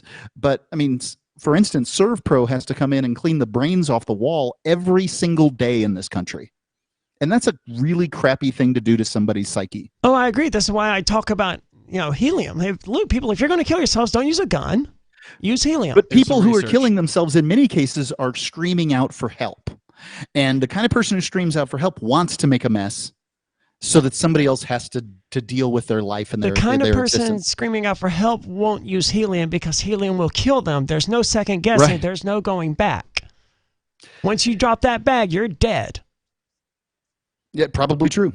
Yeah, this isn't like cutting your wrist in the bathtub or whatever it is that people do for attention or because I wonder what they're the screaming for percentage, help. because I'll bet it's very high, of people that kill themselves while drunk. Like, they make a poor decision and they're like, my decisions just suck. I'm going to kill myself. And then the consequence of a drunken action, ends their life. I don't know. Because it seems like a likely high number to me. The number, if you want to join the show, this uplifting episode of Free Talk Live, the number is 603-283-6160. Maybe you were suicidal, you got talked out of it, and your life is better now. You want to comment, you're certainly welcome to there was do a that. friend who I think she lived in Pennsylvania. I think her name was Sarah. We never actually met, but she was a libertarian, and she was well known in the Pork Fest circles, and for whatever reason, she killed herself about 5 years ago, not long after, like pretty much right after I moved to New Hampshire. It was on Facebook that she had killed herself, and it was tragic. It sucks. Young, beautiful girl, presumably lots of reasons to live for, but none of that means anything to me. She decided she wanted to go, and she went. In response to charges Trump is facing, according to the Washington Post, some allies have hinted at a violent response, putting authorities on high alert as the hours tick down to Trump's first appearance in federal court, which was earlier today. He was indicted on 37 counts related to classified documents found at his Mar-a-Lago home. And he, by the way, did plead not guilty earlier today on that one. At a rally Monday night in West Palm Beach, Kari Lake, a Trump ally who lost the Arizona governor's race last fall, said, quote, "They can't arrest all of us. They can't indict all of us. They can't stop all of us. We are so powerful together." Oh, it's almost uplifting, except she's talking about Trump. We'll get to more of this. Have the Republicans changed their tune on law enforcement? Coming up. If you're looking for work, the person you are applying to is probably so swamped with applicants that he or she is tough to reach. So call early in the day, before 8 a.m., before the palace guards arrive. You'll need your prospect's direct number, and here's a sneaky way to get it. Suppose the company's main number is 555-5000. You should call 555-5012. When someone says, "Good morning, Pam Johnson," you should innocently say, "Oops, somebody here must have written this down wrong. I was calling for Tom Frederick. What's his direct number?"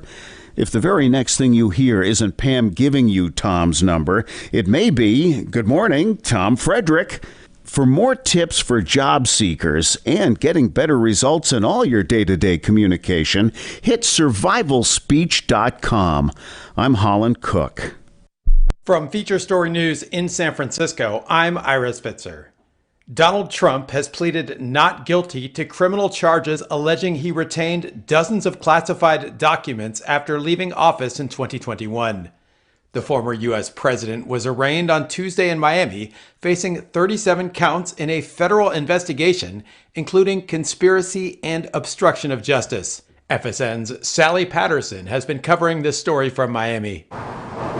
Well, a huge day indeed, but actually this case began almost 2 years ago, really. This began when Donald Trump ceased to be president in 2021, and he is accused of taking home from the White House several thousand papers, documents, which included some of the most top secret classified pieces of information that the U.S. government has. Now, he is accused of taking those documents from the White House all the way to his home in Florida, in Mar-a-Lago, which is a short journey from where I am now.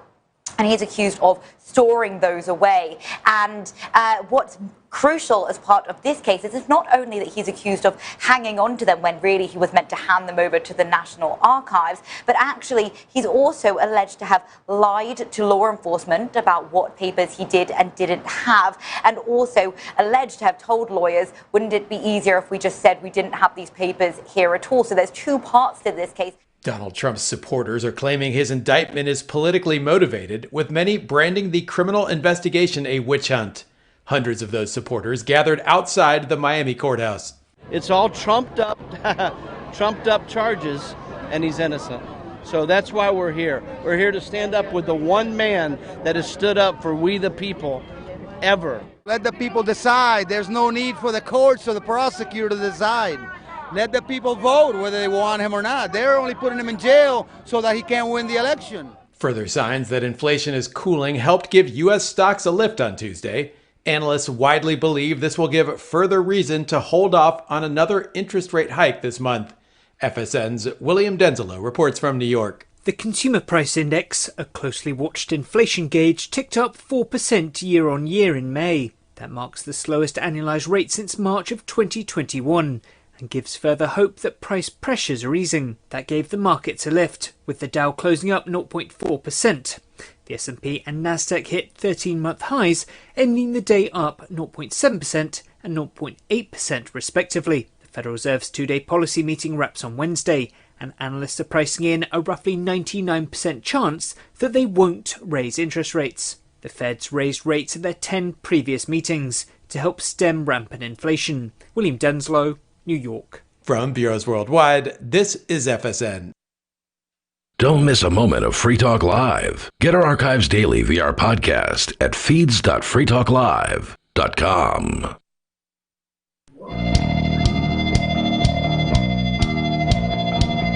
It is Free Talk Live. Phones are open here if you want to join us. The number is 603-283-6160.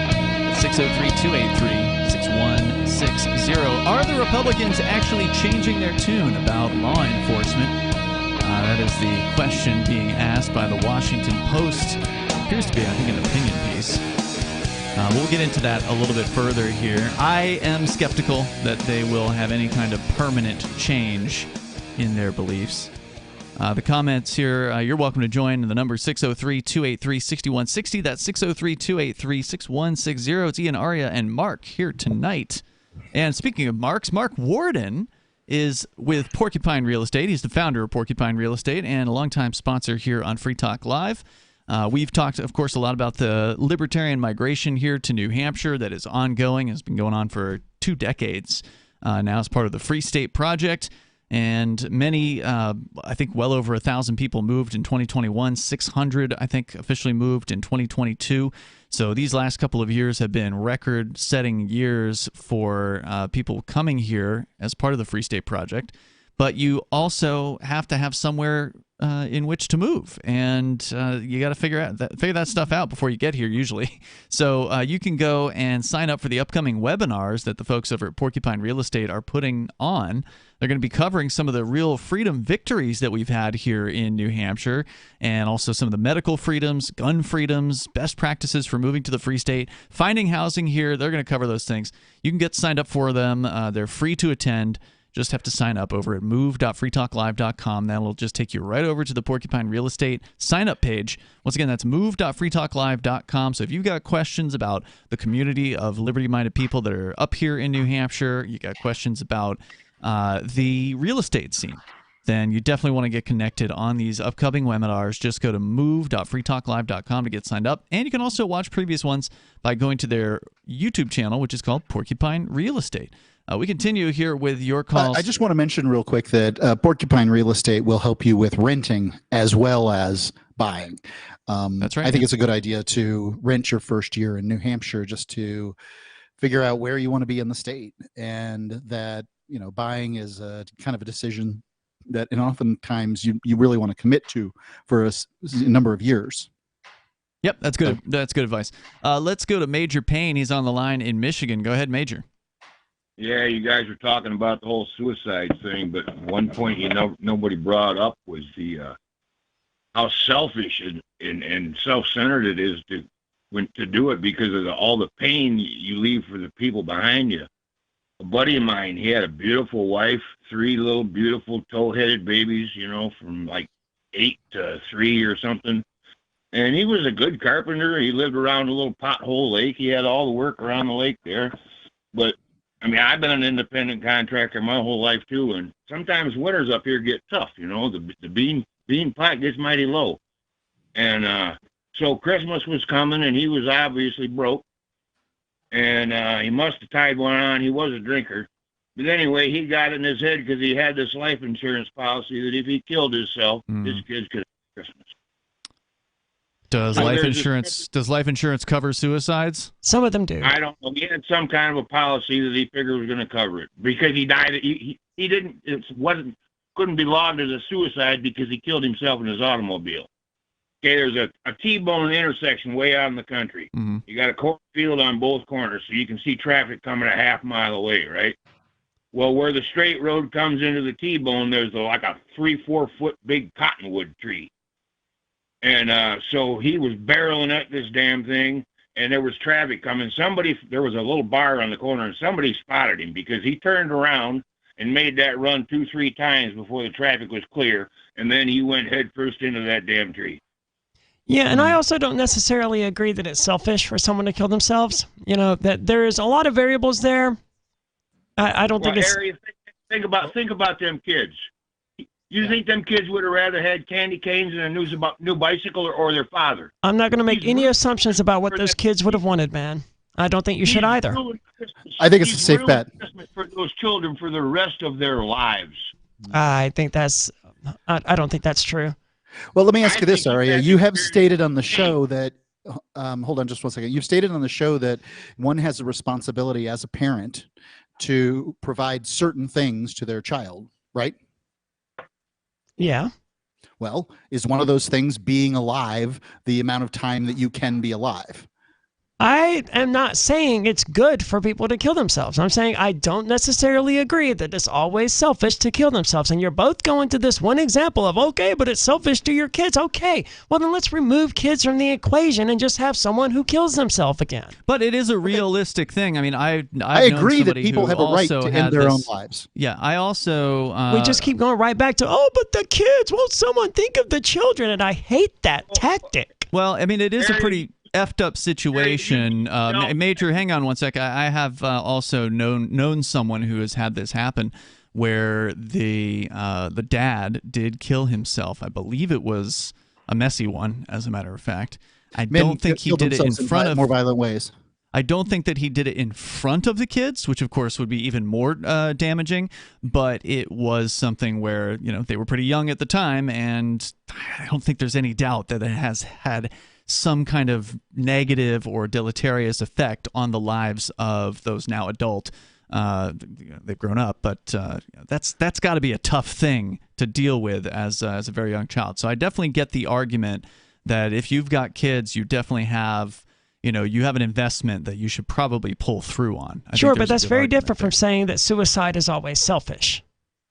Well, I think that he was pointing out that I didn't hear the words always, and he was pointing out the selfishness that is inherent in suicides.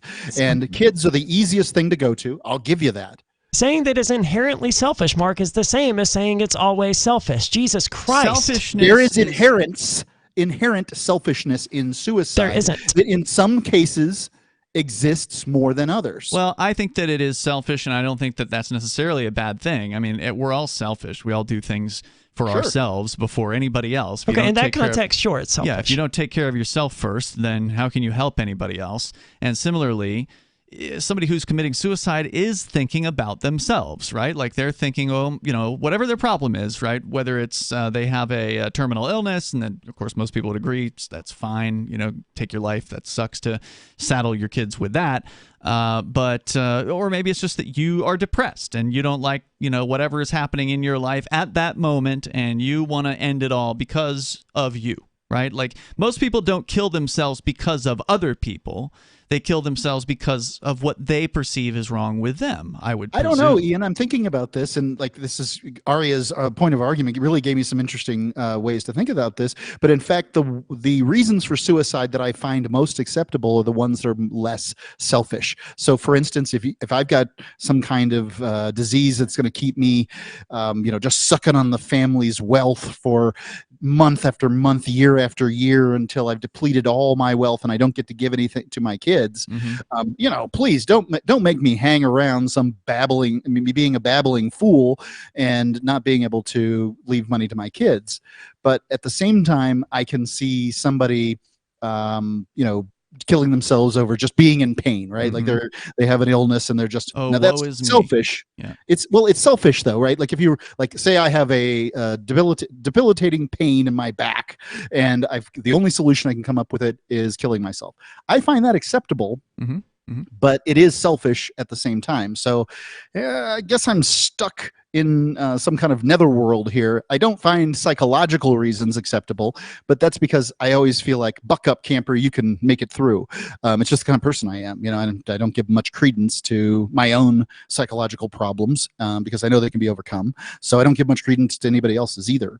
But ultimately, if somebody's crazy enough, they're going to kill themselves if they want to, and you can't stop them. Indeed. Major, anything else you want to share? Well, I thought to myself, and I told my kids long ago, when I get so old and feeble that I'm no longer of use, I'm not an asset, I'm a liability, I got no problem with taking my deer rifle and going as deep in the woods like that old girl you was talking about with a bottle of whiskey and just taking the long hunt. Thank you for the call tonight, Major. That's at the point when everything else is expired, right? Yep. No, I got you. Thank you for the call. I appreciate it. The only difference between that and someone killing themselves because they're depressed is that it's a different place at which they're drawing the line on when they're done. That's the only difference. And it's true. It's not my place to say that someone drew their line too early or for bad reasons. And I think that the general idea, and my own, is that if you've got a working, functional, healthy body and you want to kill yourself, that it's just such a waste, and it's not my job for other people to be efficient with their resources. I'm certainly not. And you say they're perfectly healthy, but if they're considering suicide, they're not perfectly healthy. You wrote off a lot of mental health conditions there in your little rant, but and I will. One can be sick in the head, and these are entire fields of study are dedicated to people who are sick in the heads, and you can wave it off as just buck up, champ, all you want, but these are real issues that affect real people and can cause suicide. For those people, the first thing that I would encourage them to do is look into not their mental health, but their brain health. That there's probably some habits that they have and probably some injuries that they've sustained that can be addressed that will solve many of the problems they're experiencing. I'm reading a book right now, and it's by Dr. Ammond, and you can look this stuff up on the internet. And he can do a far better job of explaining it than I can. But in fact, brain injuries are often the cause of many mental illnesses, and people don't know it. We don't look at it. Psychiatrists don't look at this. Well, for all we know, someone could just, mind over matter and defeat their cancer and then be perfectly healthy again, right? Every once in a while, people claim that they do. I mean, right. So why are you going to allow a terminally ill person who could buck up and just magically feel better to kill themselves, but not someone who's mentally unhealthy? Why are you making different rules for different health conditions? The reason I'm doing Mark. is How he feels. You're asking my opinion and how I feel on it, and I'm giving you that. Okay, fair enough. The number, if you want to join us here, is 603-283-6160. You can bring up absolutely anything that you want to discuss. So, any other comments on the suicide thing, or are we pretty much done with that? Okay. I've got nothing else on it. All right. So, if it's a depressing topic. It definitely is. Oh, there was something else I felt like I had to say on it, but it's eluding me at the moment. So don't worry, you've got many days to come. Yeah. So we were looking at this story about the Trump supporters, the right wingers, the Republicans. Are they changing their tune on law enforcement? And the Washington Post had a piece about it here, talking about at least the rhetoric changing somewhat. They say last week, this Carrie Lake person, who is apparently a Trump ally who lost the Arizona governor's race, said she hinted at potential violence when she said any pursuit of Trump would have to go through her and, quote, 75 million Americans, unquote, like her, adding that, quote, most of us are card-carrying members of the National Rifle Association. Lady, that's not even 1 in 4 Americans. That's card-carrying members of... she's like, you're going to have to go through 1 in 4 Americans. Okay. I mean, if they're armed, then that would be relatively difficult to do. She stressed in a Monday appearance. Yeah, but these are card-carrying NRA members and normal Republicans here. This isn't like Ruby Ridge, a libertarian type Second Amendment rights person. These are the don't take our bump stocks. Oh, you took our bump stocks. Okay, well, don't take our. Oh, you took that too. Yeah, I think that's a great point. And some of the best critics, I think, of the whole Second Amendment viewpoint are that it's just a bunch of fluff. That there's a lot of talk, a lot of hot air out there about how the government's going to have to go through us to get our guns. And well, they clearly are succeeding because all they have to do is ban them, and you people will turn over your guns. There was some ban that went in. It was the brace. They have these braces instead of I can't remember, stocks or something. Pardon me, I don't know all the terminology, but there was a brace ban that went through recently from the VATF. You triggered half the internet just now, Mark. How dare you? I know. They I don't know everything about guns, but what difference does it make? Load some shells into that clip, man. Let's load some right into the clip, and then ploing. Just like an M1 Garand. And I probably mispronounced that too, because I've only read about it in books. So in this case, 9 out of 10 people with these particular braces, they haven't done anything. They haven't reported themselves or done whatever it is that they need to do. So right now, at this very moment, Americans, gun-owning Americans are en masse participating in civil disobedience. But maybe. If we knew that these people actually had these devices, then there would be some sort of registry, and the FBI or ATF or whatever would be pursuing it. So we're just speculating that these people actually had the devices that they claim to have and didn't turn them over. I would not call it civil disobedience. I think at best you're dealing with non-cooperation. Okay. And it also presumes that these people are aware that this has happened, right? Like, how many people are paying attention? Ignorance of the law is no excuse. I understand that, but how many people are actually paying attention to what Congress is banning and what they're not banning? How many people Congress. Okay, the ATF, right? Like even less the ATF likely. Changed its interpretation of what a stock was. Yeah, so it's even less likely that people would be aware of it. Didn't they change the definition of what a gun was to like an index card shaped size piece of metal with some marks on it? A machine gun. Yeah, qualifies as a gun. Yeah. She stressed in a Monday appearance on Stephen Bannon's You want to talk talk about show what is a woman? Talk about those guys. that Tuesday's gatherings should be peaceful. Some Democrats have criticized Republicans for using such talk as they seek portraying themselves as the party of law and order, call out left-wing protesters as threats to public safety. Broadly, the Republican response reflects a larger turn the party has taken during the Trump era, as the former president has repeatedly castigated institutions that were once more revered in GOP circles, but have now become targets for relentless criticism. The Republican Party has billed itself as the party of law and order for decades, dating back to Richard Nixon's 1968 campaign, when he coined that phrase to win over voters after a tumultuous period of anti-war demonstrations, riots, and the assassinations of Martin Luther King Jr. and Senator Robert Kennedy. Are the Democrats upset that the Republicans aren't law and order-y enough? Is that That's what what you it's just sounding said? like, yes. They're like, how dare you disrespect our institutions of FBI and their law and order?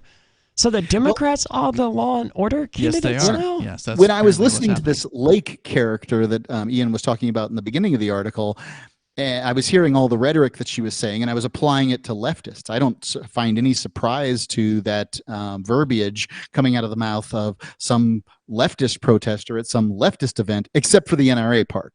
When she mentioned they'll have to come through us and our 75 million NRA carrying whatever. That admittedly gives it a whole new sound to me.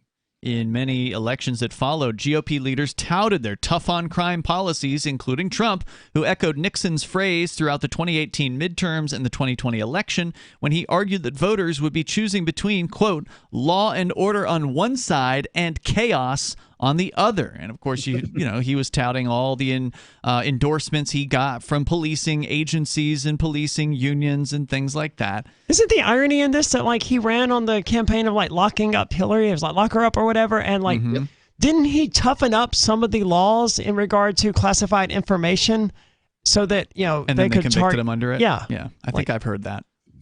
That seems like hoisted by his own petard, as they say. Sounds like is what happened here. Yeah, I don't know what happened with Trump and Hillary Clinton, but I think this is a very interesting question that Trump voters need to ask themselves is what happened? Like, did Trump either A, as the president of the United States, not have the power, the chief executive not have the power to lock up Hillary Clinton, or B, did he determine that he didn't want to follow through with this campaign promise? Because he did one of the other. I can't think of another option. It was absolutely B. He never had any desire of having... Hillary's a friend of his. He was never going to lock her up. They're buddies. I don't know the answer to that question. I think he's the kind of guy that holds really deep grudges. And I, in fact, think it's A, that he didn't have the power. I think it was his campaign rhetoric, man. Okay. It could be that.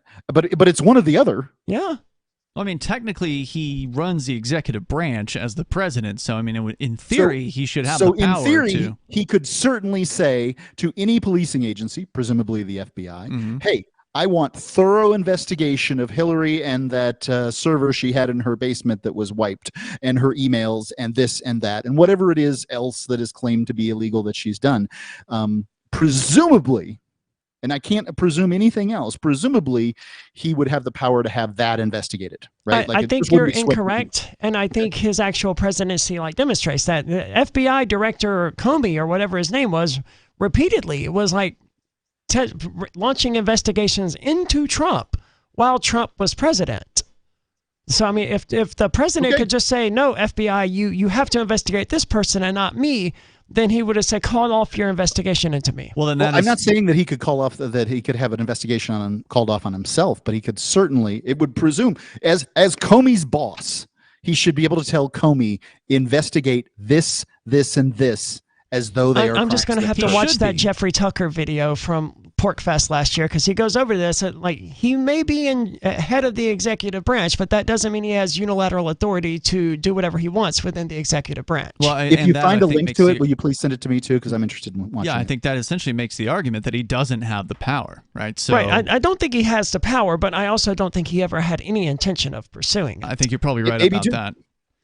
By the way, why don't you post on the Telegram group this same link? Because I'm going to have to find it. Okay, well, not right now.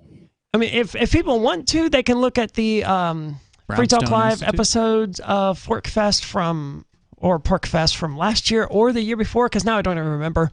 But it was one of those episodes that we had Jeffrey Tucker on where he talked about this exact thing and how something that was passed in, I want to say it was the 1890s.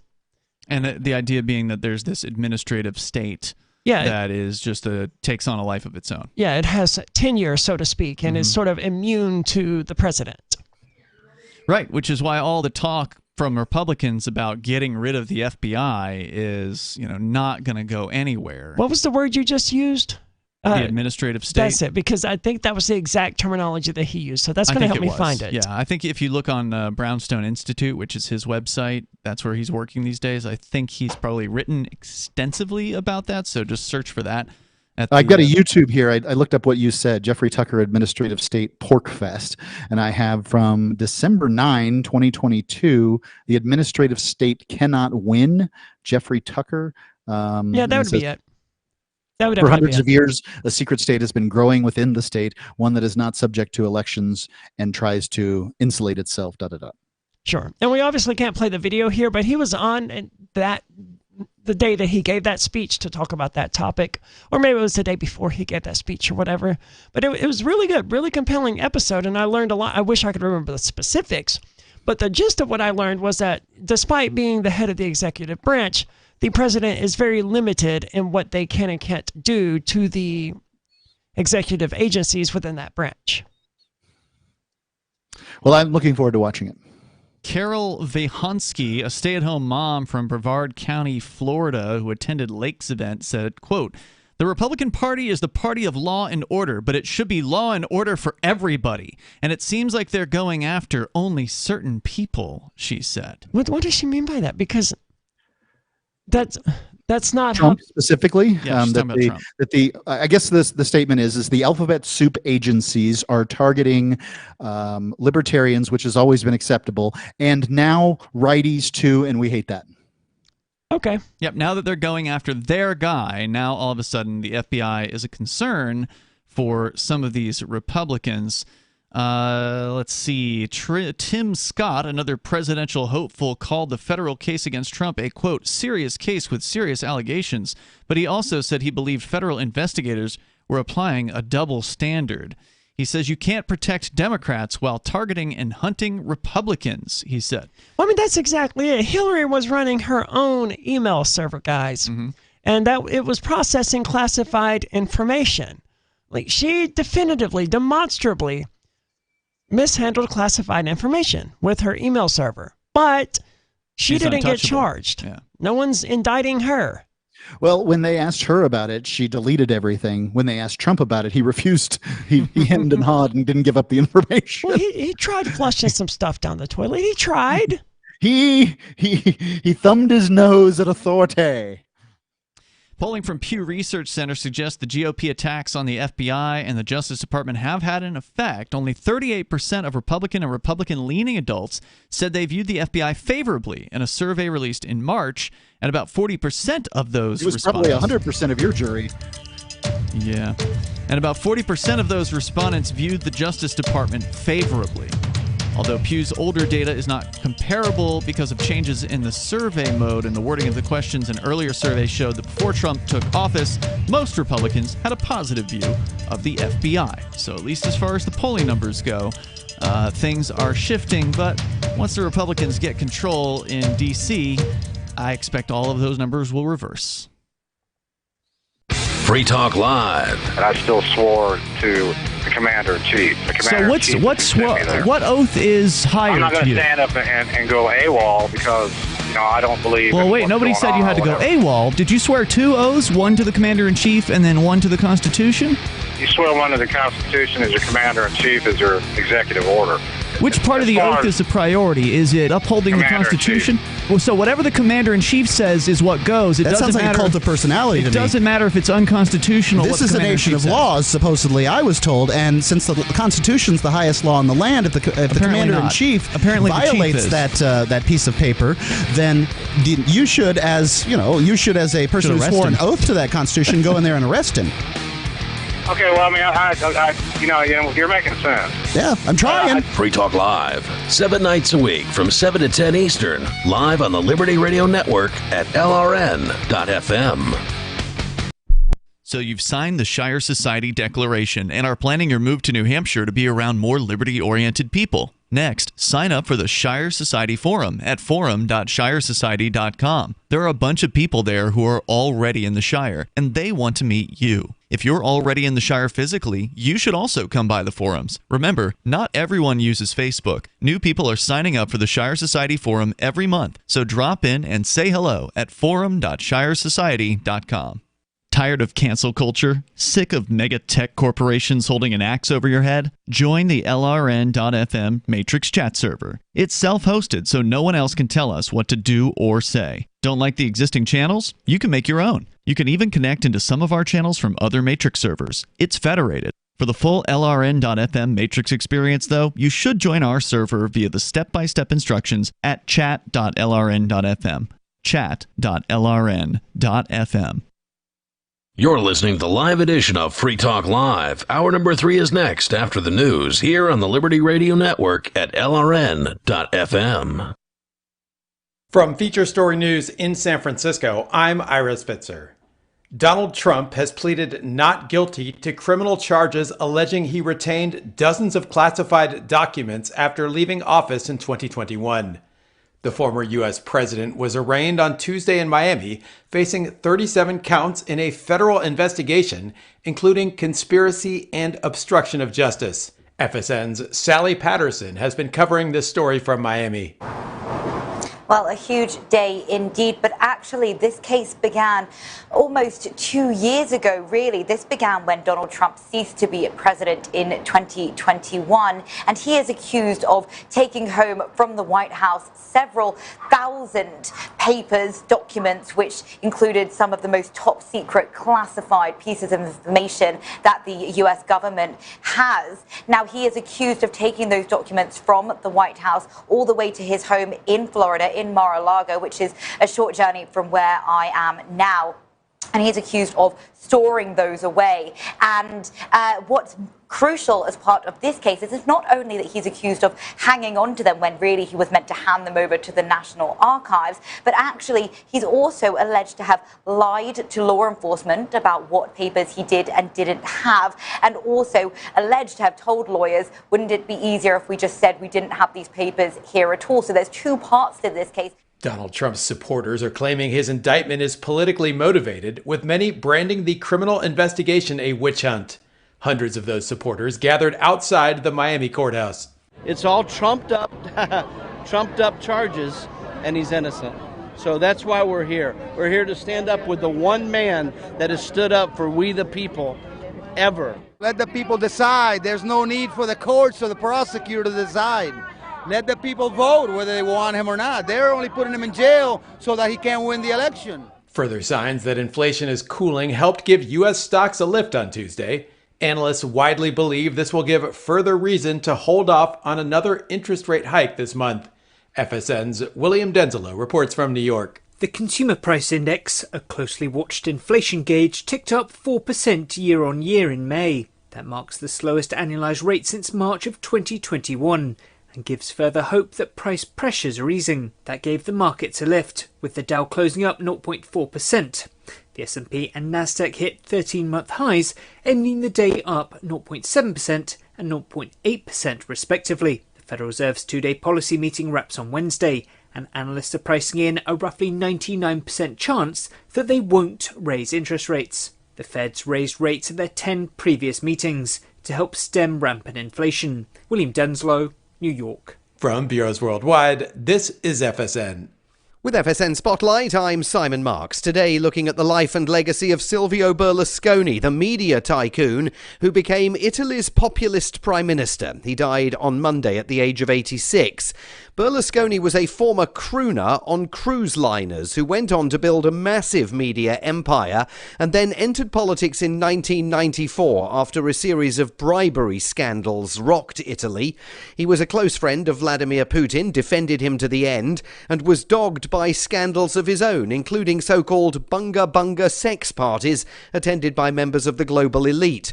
But more than anything else, he was a disruptor who paved the way for other populist leaders, including Donald Trump, Viktor Orban and Jair Bolsonaro. Antonella Guerrera is London correspondent for La Repubblica. He has been the biggest controversial political figure in the last century. I think after Mussolini. And of course, there are still people that love him, people that hate him. He changed Italian politics forever, especially when there was the bribe scandal in the 90s. The thing is what happens after him, because he was the center-right moderate party. There are more radical party now in the power. And so what happens after him is going to be very interesting. The state funeral for Berlusconi will be held in Milan Cathedral on Wednesday. With FSN Spotlight, I'm Simon Marks. The main news again. Donald Trump pleads not guilty to criminal charges alleging he retained dozens of classified documents after leaving office in 2021. Hundreds of Trump supporters gather outside the Miami courthouse, claiming that his indictment is politically motivated. And further signs that inflation is cooling help boost U.S. stocks, with traders betting the Fed will hold off on another interest rate hike. That is the latest Feature Story News. Ira Spitz. Buying a burger might start taking a bite out of your wallet. Meat prices skyrocketed this week after the place that makes the meat revealed that the cow smashing machine is all beefed up. This machine has beef way up in it. The basher, the meat collector, even the main meat hole, all of it. Lousy with beef. The cow smashing machine is an integral part of the meat making process, taking whole big cows into one end, with all different meats falling out the other. Supermarket chains warn that unless we start smashing cows again soon, we could face a serious beef shortage. The beef industry is working hard to unclog the cow smasher, but says it could take several days or even weeks to scoop all the beef that's crammed up in there. Until it's fixed, meat-hungry Americans can take solace in the fact that the chicken grinder is working at full capacity, just completely tearing up all those chickens, and the pig machine is porking out hardcore. Up next, bluesmen find a rising trend of their babies done leaving on that their old devil train. This is the Onion News Network. We're still not sure why you'd want to watch, but our video feed is streaming nightly for free at cam.freetalklive.com.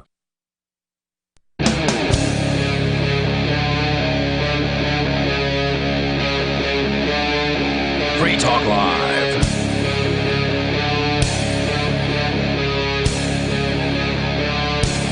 It is Free Talk Live, and you can join us here. The number is 603-283-6160. That's 603-283-6160. Here in the studio, it's Ian. How are you? And Mark. Mark is not in the studio. He's a little ways away. He's out in Mexico City. In fact, last night, Mark, you were telling us there was a discussion you were looking at online about people discussing whether or not Mexico is more or less free than the United States. And I think part of that discussion led to Bonnie commenting that it may be more free for somebody who's a gringo, who's coming in with money, and they get a little bit more privileged treatment by the Mexican government thugs. And maybe a little bit different for the people who actually are from Mexico, the people that are living there full time and that were born there. And you had an experience, or apparently as someone there in Mexico City had an experience. You wanted to comment regarding that. Yeah, I was talking to a gentleman today, younger guy. He's probably college age, would be my guess. And he was talking about how he had a stop and frisk scenario in Mexico City yesterday. So he was, out and about, and I couldn't say anything more about where he was. I don't know enough about Mexico City to say whether the neighborhood he was in was good or bad or anything. He's staying at a hostel. I know that much. So he's, he's not spending a bunch on hotels, and he's a tall kid. And if it's a hostel, then I think we can extrapolate from that. It's probably not going to be a ritzy neighborhood. would be my guess.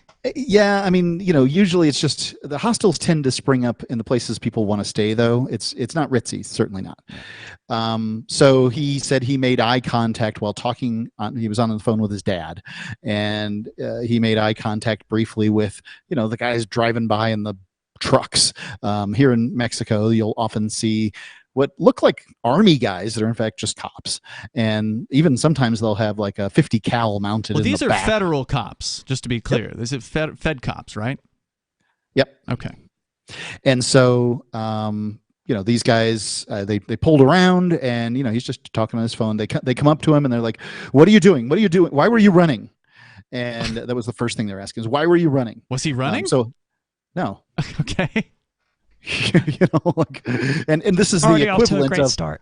Right. You know what's going on. You know what's happening now. So he's very much thrown off his game. Mm-hmm. And I think that his biggest mistake was getting off the phone with his dad at that moment. So he hangs up on his dad. Dad, I got to go. And then he starts answering their questions, which is like, "What are you doing here?" "I'm just waiting. I was talking on the phone." He's answering questions, and then it's moments before in the United States, you don't usually have to answer those questions. Agreed. Mm-hmm. And I would be curious what happened if he had said, and his Spanish is very good, if he had said something like, "Hey, I just want to talk to my lawyer before I let you go frisking me," or whatever. But they asked, they said they were going to frisk him or something, and that's sort of what happened. And presumably they were looking for drugs, and they asked him about drugs and these kind of things. Mm-hmm. And he's been sober for years. He doesn't do drugs. And so ultimately these guys just be careful out there, and they leave. And now it could be any variety of things caused this, right? It could have been the eye contact of a tall guy against a short guy. He said the guy that gave him trouble was 5'4". It could be, that they mistook him for a Chilango, somebody from Mexico City, and then they realized, oh, this is an American, and then they decided to wrap it up pretty quickly. He thinks that once they figured out he was American, because they kept asking him where he's living, and he's like, "Well, I'm staying here at the hostel." "Well, where do you live?" I'm Denver, and. And they're like, "Oh, and I'm not entirely sure. I'm just trying to relay a story. And that story is an American got frisked for no particularly good reason in Mexico. Now, fortunately, that was the story. It probably lasted a full minute, but you can believe that story is going to go on and on and on. He's going to tell it over and over again. So I wanted to make sure, as we were talking, last night, about how one can be more free, and that's what everybody says on the internet, but that I had an experience listening to a story where somebody was less free. Yeah, it doesn't surprise me at all. It probably gives you a window into the world of, a poor Mexican person who has to deal with cops like He doesn't this. look like a poor Mexican person, by the way. So Okay. It could be a class thing. In all likelihood, these federal police are hired from the hinterland, right? And because they'll work for less. And the Chilangos in Mexico City tend to work at jobs that they get paid more. What's that word mean? Chilango, it just means a person from Mexico City. They have a special word for that? Yeah. Okay. Don't they have like terms for people who are from like New York City? Surely there's something. Yeah, New Yorker. Yeah, that sounds right? Well, there is mexicanse, which is another term that would mean somebody who's from the state, not the federal Mexico. But the problem in Mexico is there's a city, a state, and a federation called Mexico. Right. Isn't Mexico City its own kind of city-state? Like it's not part of the state? Like Mexico has states, sort of like the U.S. has states, but I'm pretty sure Mexico City isn't part of a state, right? It's sort of its own designation. Yeah, it's the DF, Distrito Federal. Like Washington, D.C. Washington, D.C. Right. Okay. And by the way, interestingly, for those who have been to Mexico City, say 10 years ago, and you heard them call it DF all the time, now they have a new shorthand, which is CDMX. They're rebranding. Ciudad Mexico City, or Ciudad Mexico. Yes, yeah, something Same like thing, that. right? CD. Okay. So, yeah, I think this does give you an insight into what life could be like for the average Mexican, where, the question is, how often are these shakedowns happening? How often are these stop and frisks happening? Stop and frisk is happening in the United States. I believe it's been ruled unconstitutional, but similar things are being done all over the place. I mean, cops use discretion. We know this, and they are almost always going to pull over the black man instead of the white man. And it may not be stop and frisk, but when they pull you over for speeding 4 miles per hour over the limit, it's effectively the same thing. Especially if they're trying to search your car. Yes. In that whole procedure. But the question I think also is important to ask, and I don't know if anyone knows the answer to this, is, well, I mean, is there a right to say no to these things in Mexico? Do you have a right to remain silent in Mexico when the federales are questioning you about who you are and where you're coming from and where you're going? Do you have the right to not have a conversation with these people, or do you have to answer their questions? Do you have the right to record the interactions with the police there? I mean, a lot of the things we say regularly here on Free Talk Live when we talk to people about how they might want to consider handling police encounters, I don't know if that applies outside of the United States. Generally, it doesn't always even apply in every U.S. state. Yeah, you need to do your own research, obviously, but generally, I think you could probably ask the question, though, right? If you're run up on by Mexican police, can I call my lawyer first? Well, yeah, I mean, it never hurts to ask questions. They're never going to say yes to that. They may not tell you the truth. Even the United States, they're certainly going to escalate the problem. Well, even in the United States, Mark, they won't say yes to that. They'll say, "Oh, well, you don't need a lawyer," or something to that effect. You don't need to talk to an attorney right now. We're just investigating. They won't say no. You can't call your attorney, but they also won't say yes, and they'll try to misdirect you away from that. So it's not a good question to ask. These people are not giving legal advice. They are not people to consider as honest individuals. These are people who are trained to lie. They're trained to take advantage of you and turn you against your friends and do all kinds of nasty things. So, I mean, this is why you don't say, can I call my lawyer? Say, I need my lawyer. That's not equivocal. But can I call my lawyer right now? They go, hey man, look, we're just chatting. That's all. Yeah. We're just chatting right now. They didn't tell you no. Yeah, if there is a lawyer from Mexico who's listening, we'd love to know the answers to some of these questions. Like, what kind of rights do you have? And that's why it's so tough to be somebody who is a freedom-minded liberty activist, as those of us on this show are, because we're more than just talk show hosts, we're also liberty activists, and is someone who's experienced at doing things like Cop Block or Cop Watch over the years. I've recorded many interactions with the police here in New Hampshire. I don't know if I would feel comfortable doing that somewhere else in the world. I don't know enough about their systems. I don't know what sort of rights they purport to respect in these other places, and it would be very, very hard to put my foot down and make a stand on these sorts of things, not knowing what's going on. Plus, you're also there at their discretion as well, right? Like, you have essentially asked permission to come to their place, and so by doing that, you have sort of tacitly agreed that you're going to play by their rules, and you don't know what their rules are. Only because their rules are just like our rules. They change whenever the enforcer of those rules feels like. Sure. Yeah, and I don't know if it's fair to say that you agreed to their rules, like, only because they claim a monopoly to force and violence in that geographic area, right? Yeah, but you did, agree to it because you went through their systems and you signed their documents or whatever, and they let you in, right? But what if you just went there, right, and you didn't do all of that? I'm thinking about the perspective of like a immigrant that comes to the United States from Mexico. They didn't agree to the United States system, but the United States system is still going to exert authority over them. That's true. It's like I don't know that they necessarily agreed to be subject to the laws of the United States by coming here. Well, I guess I think they certainly weighed the reality that they're going to be subjected to the laws of the United States when they went there, and they weighed that against the increased earning potential that they were going to get. And they said, you know what? It's worth it. I'm going to take whatever gamble there is to take, and I'm going to put up with whatever there is to put up with because I can earn 5 times as much in the United States as I can in Honduras. And by the way, that is true from the lowest to the highest.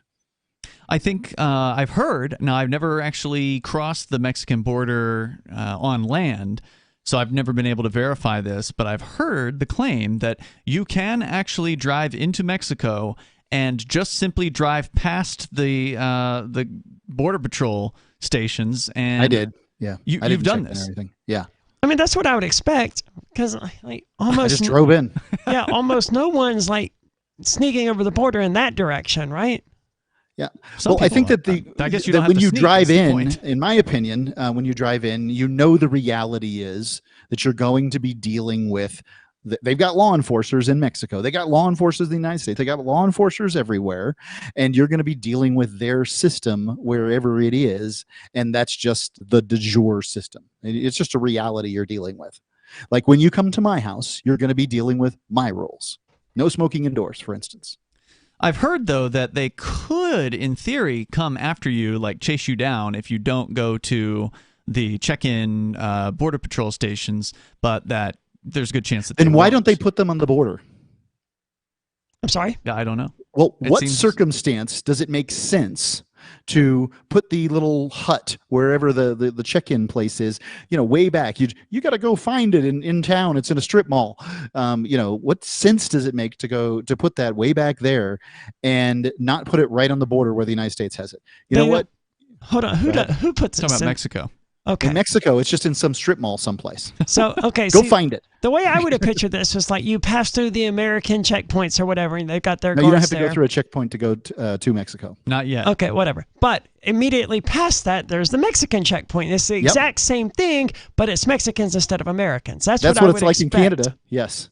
But And in Mexico, sometimes they're it's like, true. no, keep going this way and take a left and then take your third right, and that'll put you there and check in with those guys. In some cases, that's true. There's just a bunch of roads going across the border, and the Mexicans don't want to make work program for everybody at every stop. So, yes, there are some places that are like that, but some places that have the checkpoints right on the border.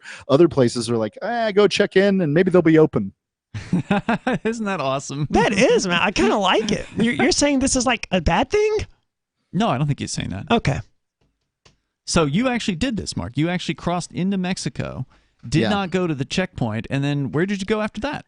Well, I think we left California, El Centro, and we went and we just drove for some, the distance of a state, and most of Arizona or something like that, and then popped back in. I think we wanted to go to Tombstone or something like that, and maybe I've got the timeline wrong. It's been years. Some time ago. Okay, how long ago was this? Years. Tell us more. Like 5 years? 6 years? 50 years? 6 years, Okay. maybe. About your violation of international law, Mark. I'm not sure it was a violation of international law. I'm I joking think, anyway. as I recall, we went by the strip mall and took a look, and it was closed. As you said, it's beyond the statute of limitations anyway. This was many years ago. I'm just giving you a hard the time. conversation, the vast majority of the time that we were driving, the conversation was about what the hell was that?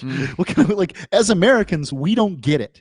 And this is the conversation that I'd love to have about, for people who haven't done a lot of international travel, is the difference between the United States is that it has very strong will to enforce the laws that do exist. Whereas most countries, when you say, look at the Cato Institute's rankings of the freest countries, based on economic reasons, it's hard to really rank these countries because it depends on what you're doing and who feels like going after you. I mean, does it really matter if you can open an agave farm in Mexico and sell tax-free if the cartels are going to come and steal all your farm when you're just ready to harvest? None of this stuff matters. It's weird. It's a weird thing to say.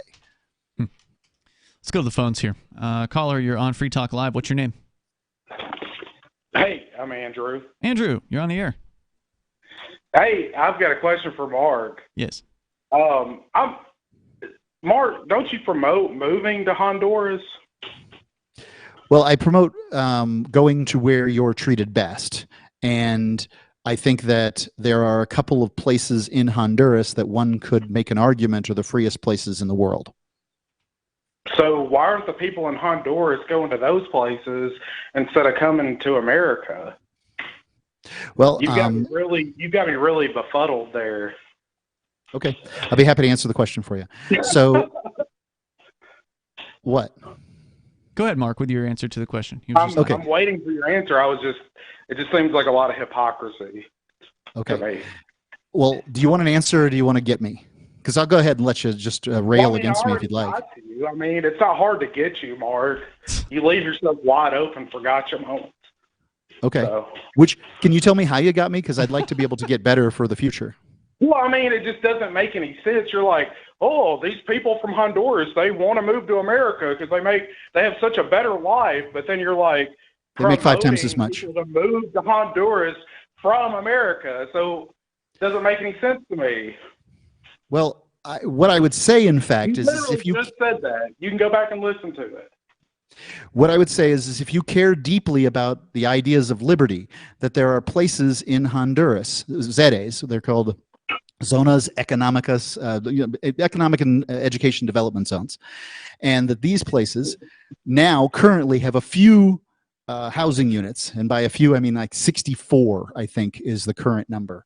So I mean, there's not a lot of room, and most of the people who live there are Hondurans, but and they open unlicensed stores and things like that. But as you know, it takes a while for economic development to occur. You don't just open a convenience store that sells potato chips and then cha-ching, you buy a Rolls Royce the next day, right? It takes a while to develop these things. And these economic development zones, they had their first housing units available 2 years ago, and now they've gotten a grand total of 64. There will be many more units available by the end of the year, but at this point, that's all there is. So why do you need people to move to Honduras from America? I don't. Is there like a skill set that the Hondurans don't have? Why do I need people to move to Honduras? Well, one of my issues is that I'm deeply concerned about the Free State Project always promoting, we're the freest place on the planet. On social media, they'll say things that are just outrageous, comparing themselves to other states. And it frustrates me because I consider the truth to be really important. So what I try to say is these places are in fact freer. And I've traveled around and I've looked, I've stayed there. I actually have an apartment rented in one of these places. So, I can speak from experience. Well, Mark, you've honestly, over the last 5 years, you've really disappointed me because I have listened to this show for probably a decade, and you used to be really good about rights and stuff, and I just can't see that, somebody like me, I just don't see what's the benefit of me moving to Honduras versus New Hampshire. I'm going to be way more free in New Hampshire. I knew it. I knew you were a Free State Project proponent. Because why in the world would you call in and have a problem with what I'm going to talk about otherwise? I'm not a Free State Project. I haven't. Okay. I've been listening for a decade. I haven't moved, and I haven't signed anything. I'm a fan of freedom and liberty, and everybody has their reasons for why they stay where they stay. But I'm just saying you're not doing a service for freedom and liberty with what you're doing. Well, I'm telling you right now that you will be freer by the libertarian definition of what freedom is if you move to Ciudad Morazan in Honduras. Now, is that the right choice for you? I would guess no. I'd want to ask a whole bunch of other questions. But I can tell you that if freedom, specifically as libertarians define it, meaning that a private government is free because you opt into it, is what's important to you, then you'll be freer there. He's essentially making the case that one is freer where there are less people. Basically, if you want ultimate freedom, you got to go live out in the middle of the woods with no one around you. Outside of society. I can go do that here in Tennessee, man, if I really want to. Yeah, I agree. I don't think what Mark is selling is... I mean, technically, yes, that's true freedom. But without the society, that freedom becomes meaningless. Well, I think that they're going to build a society there, Mark, I'm right? trying to help you I'm trying to give you constructive criticism. Excellent. I'm ready to hear it. Say, how it comes off to me. And so I'm sure it comes off like this to other people, where I feel like you're selling a dream that you cannot live up to. And I don't feel like that you're really being realistic with, like other people's expectations of what you're, Well, let me try from the start. I appreciate where you're coming from. Let me give it a shot here. Do you believe that people in China in 1969 were freer in Shenzhen or in Hong Kong? I have no idea. I've never even I'm telling been to you, China. you don't know that they were freer in Hong Kong? Like, Hong Kong was the freest place in the world at one point, and the reason they were free because there were laws surrounding the ability to, do business and economics and all this stuff that made them freer. All right, Mark, you seem to be driving at something here. I'm going to see if the caller wants to hang on the line. Mark has a series of questions I think he wants to ask to answer a question. Some sort of point. All right, we're going to continue here in moments, and the number for you is 603-283-6160. It's Free Talk Live. Hi, I'm Derek J. To me, an activist's calling is to actively work to advance a cause. The cause for which I work is personal freedom. I believe my life is best when I engage in voluntary interactions and self-government. I reject the idea that anyone else has a higher claim to my life or my body than I do. I see people who call themselves the government as a threat to my personal freedom. I realize you may feel differently, but my relationship with the people who call themselves the government is completely involuntary. If Starbucks used some of its money to drop bombs, I wouldn't shop there. So why would I support the American empire? The empire does not require my consent. Derek J's Victimless Crime Spree. Watch it for free and order the Director's Cut DVD at victimlesscrimespree.com. That's victimlesscrimespree.com. From Feature Story News in San Francisco, I'm Ira Spitzer. Donald Trump has pleaded not guilty to criminal charges alleging he retained dozens of classified documents after leaving office in 2021. The former U.S. president was arraigned on Tuesday in Miami, facing 37 counts in a federal investigation, including conspiracy and obstruction of justice. FSN's Sally Patterson has been covering this story from Miami. Well, a huge day indeed, but actually this case began almost 2 years ago, really. This began when Donald Trump ceased to be president in 2021, and he is accused of taking home from the White House several thousand papers, documents, which included some of the most top secret classified pieces of information that the U.S. government has. Now, he is accused of taking those documents from the White House all the way to his home in Florida, in Mar-a-Lago, which is a short journey from where I am now. And he's accused of storing those away. And what's crucial as part of this case is it's not only that he's accused of hanging on to them when really he was meant to hand them over to the National Archives, but actually he's also alleged to have lied to law enforcement about what papers he did and didn't have, and also alleged to have told lawyers, wouldn't it be easier if we just said we didn't have these papers here at all? So there's two parts to this case. Donald Trump's supporters are claiming his indictment is politically motivated, with many branding the criminal investigation a witch hunt. Hundreds of those supporters gathered outside the Miami courthouse. It's all trumped up charges, and he's innocent. So that's why we're here. We're here to stand up with the one man that has stood up for we the people ever. Let the people decide. There's no need for the courts or the prosecutor to decide. Let the people vote whether they want him or not. They're only putting him in jail so that he can't win the election. Further signs that inflation is cooling helped give U.S. stocks a lift on Tuesday. Analysts widely believe this will give further reason to hold off on another interest rate hike this month. FSN's William Denzelo reports from New York. The Consumer Price Index, a closely watched inflation gauge, ticked up 4% year on year in May. That marks the slowest annualized rate since March of 2021. And gives further hope that price pressures are easing. That gave the markets a lift, with the Dow closing up 0.4%. The S&P and Nasdaq hit 13-month highs, ending the day up 0.7% and 0.8% respectively. The Federal Reserve's two-day policy meeting wraps on Wednesday, and analysts are pricing in a roughly 99% chance that they won't raise interest rates. The Fed's raised rates at their 10 previous meetings to help stem rampant inflation. William Denslow, New York. From Bureaus Worldwide, this is FSN. You can help spread the ideas of liberty with our Patreon for just $5 per month at amps.freetalklive.com.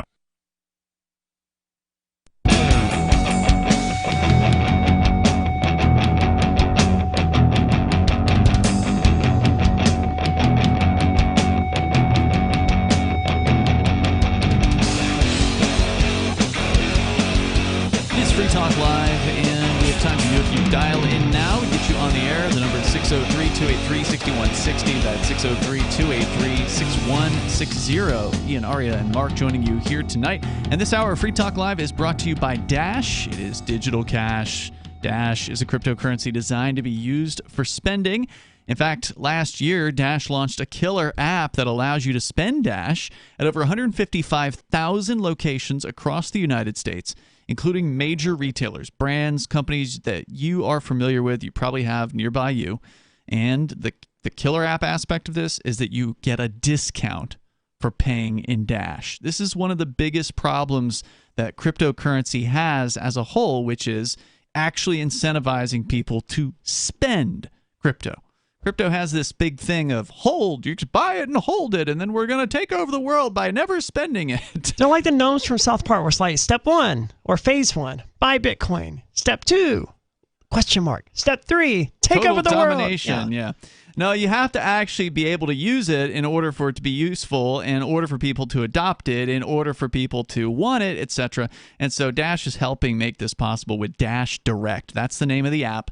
Just go download it from your Apple or Android app store and get rolling with Dash Direct. The stores on Dash Direct offer their own discount levels. So they're all different depending on which company you're talking about. So it may be, 2-3%, maybe as high as 7-9%. You're typically going to see probably in the 4 to 6% range, but it just depends on what they want to offer. So check it out. Dash is a cryptocurrency that actually offers incentives to use it rather than just hold on to it, which I think is a really important thing.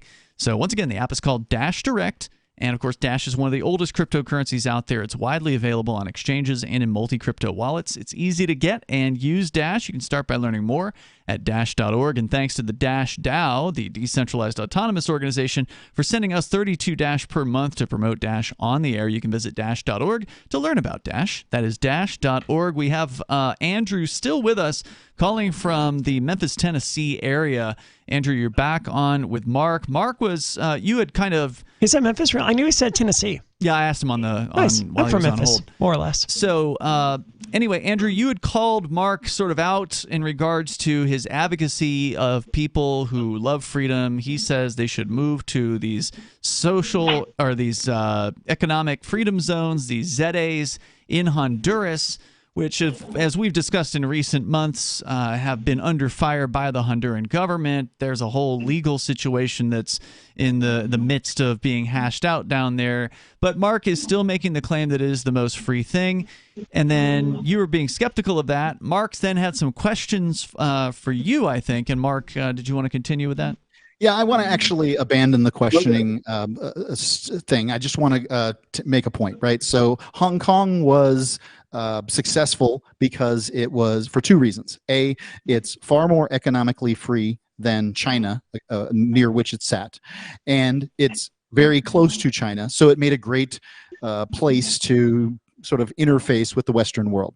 Same thing was true with Singapore, and these ideas were not lost on the world leaders. These world leaders figured out, let's just create special economic zones, to the point that currently hundreds of special economic zones are created per year, and I think the number is over 10,000 exist currently. And I'm not talking about just regular ones like opportunity zones in the US. If you started adding those in, you'd get up to the tens of thousands very quickly.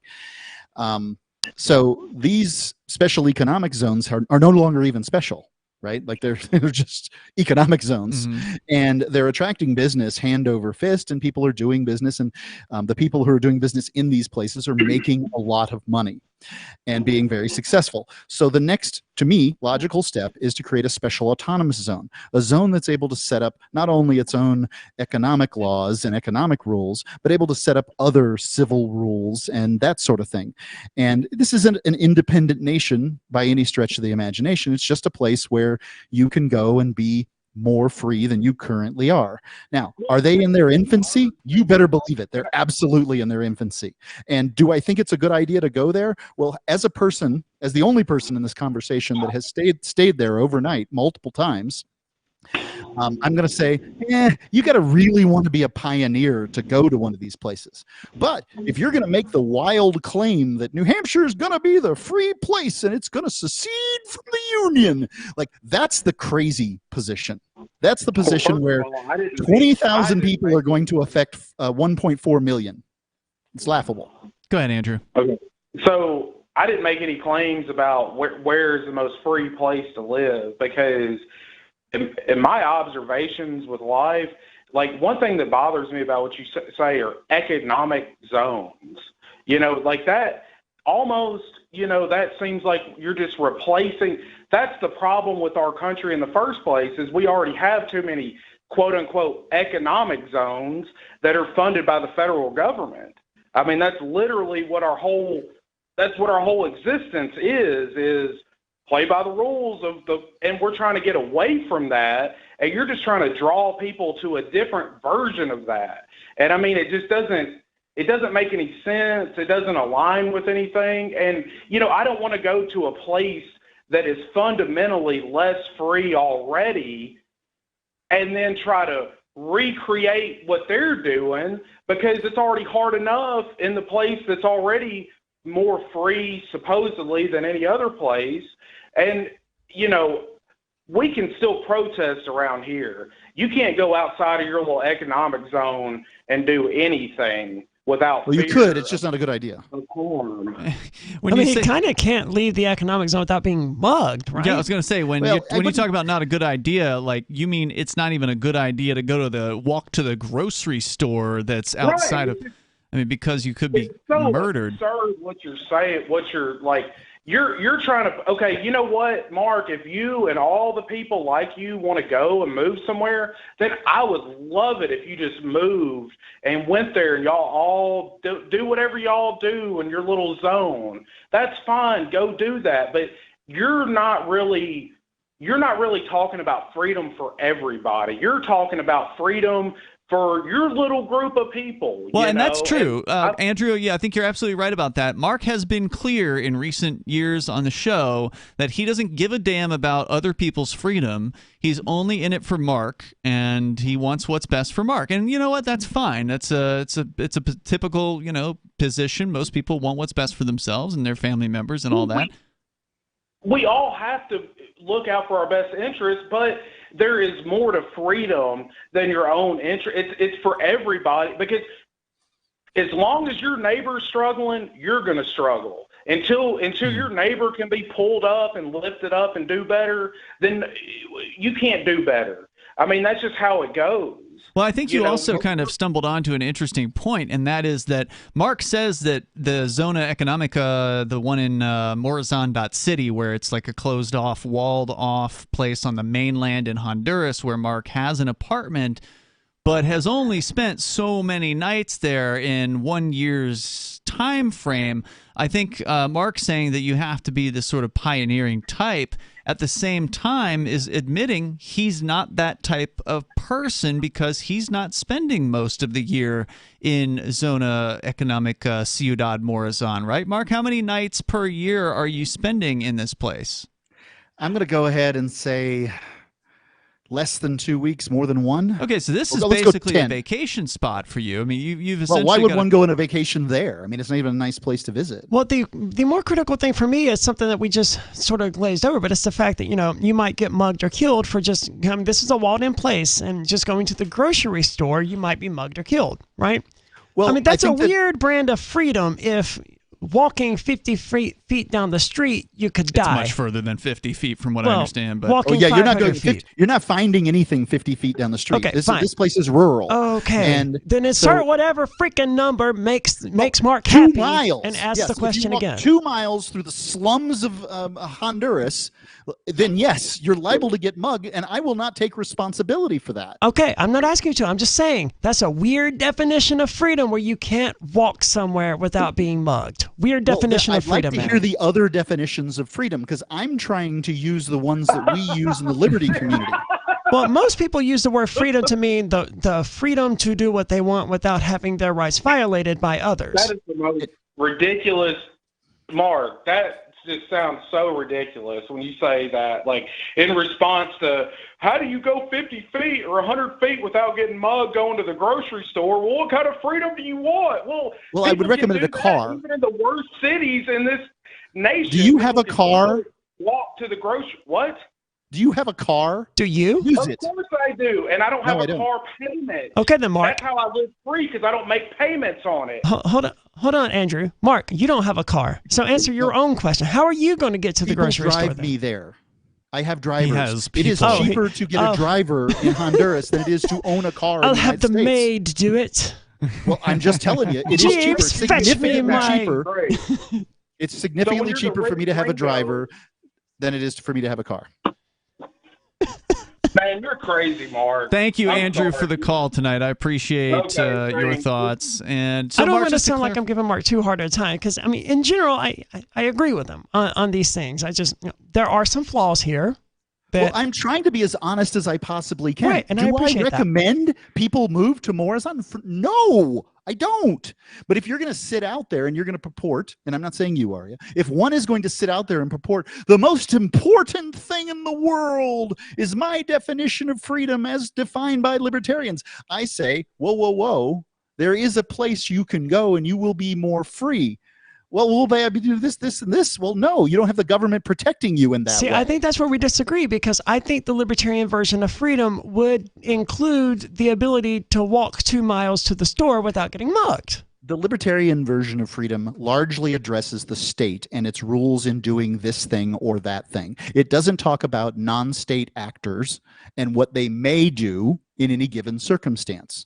Now, I cannot control crime in Choloma, Honduras, but I can control my advice that I give. And my advice is don't walk through the slums. Well, this has to do not with government protecting people. The reason we can walk to Hannaford at nighttime in Keene, New Hampshire, and probably not get mugged is because there's just not a problem with crime in this particular population in the same way that there is down there in Choloma. Is that because there's more homogeneity in economic success?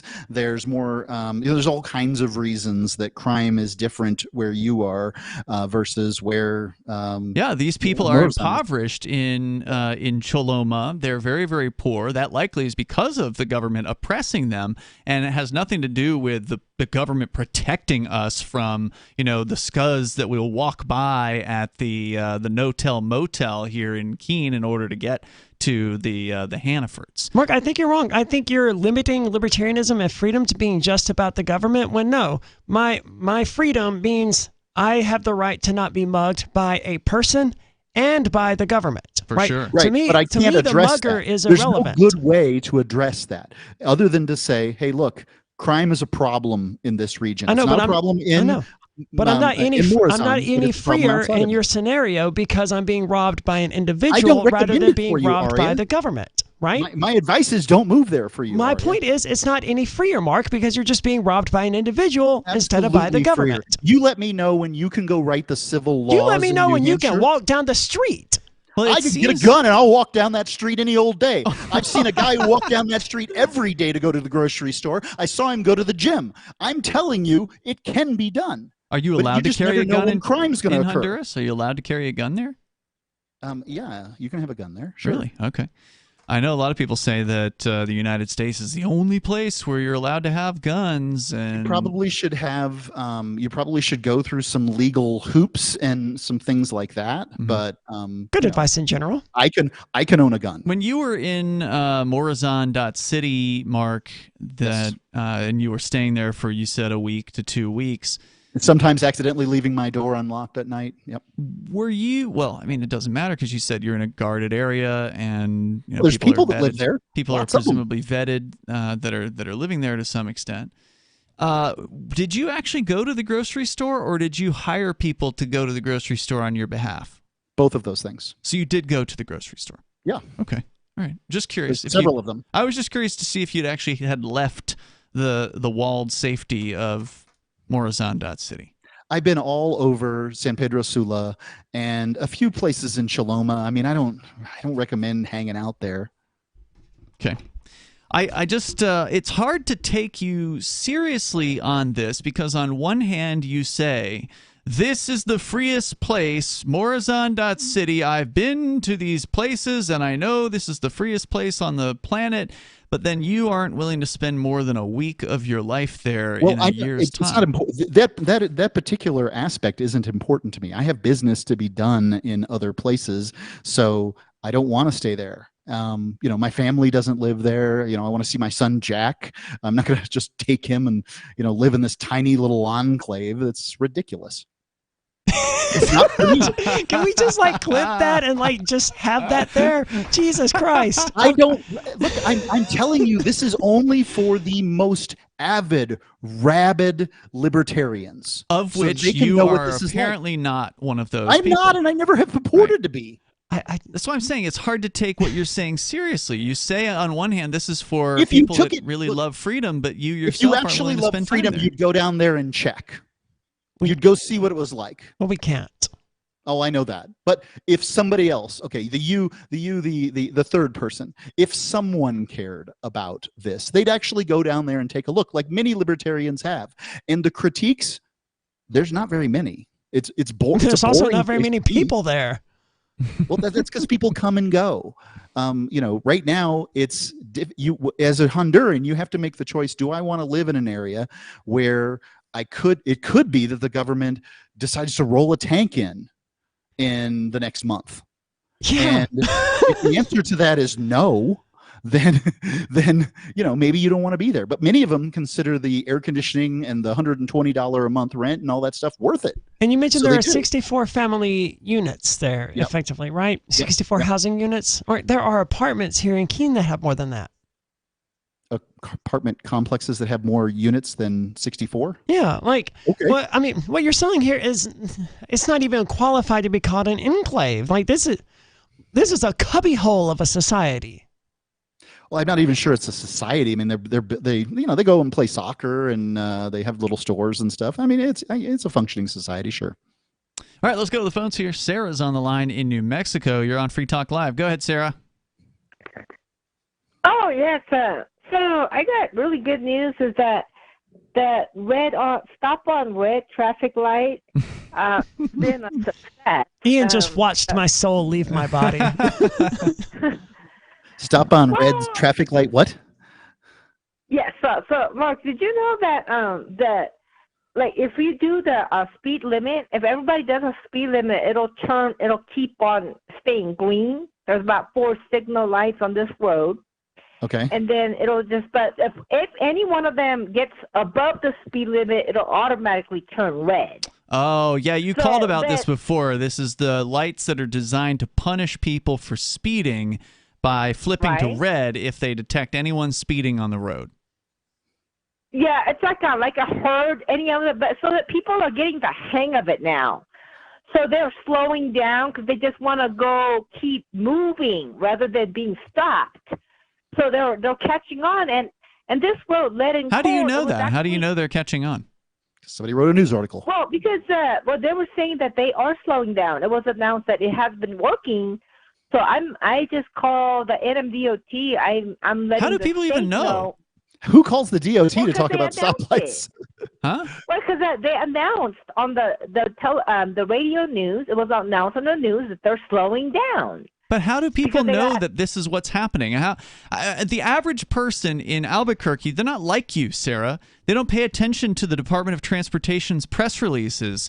Not all of them are listening to talk radio where this might be the topic of discussion on a rare occasion or whatever, or happen to see the television news piece that announced that there are now these newfangled stoplights that will turn red if anybody is speeding on the road. I just find it hard to believe that so many people in Albuquerque are aware of this. People are completely involved in their own lives.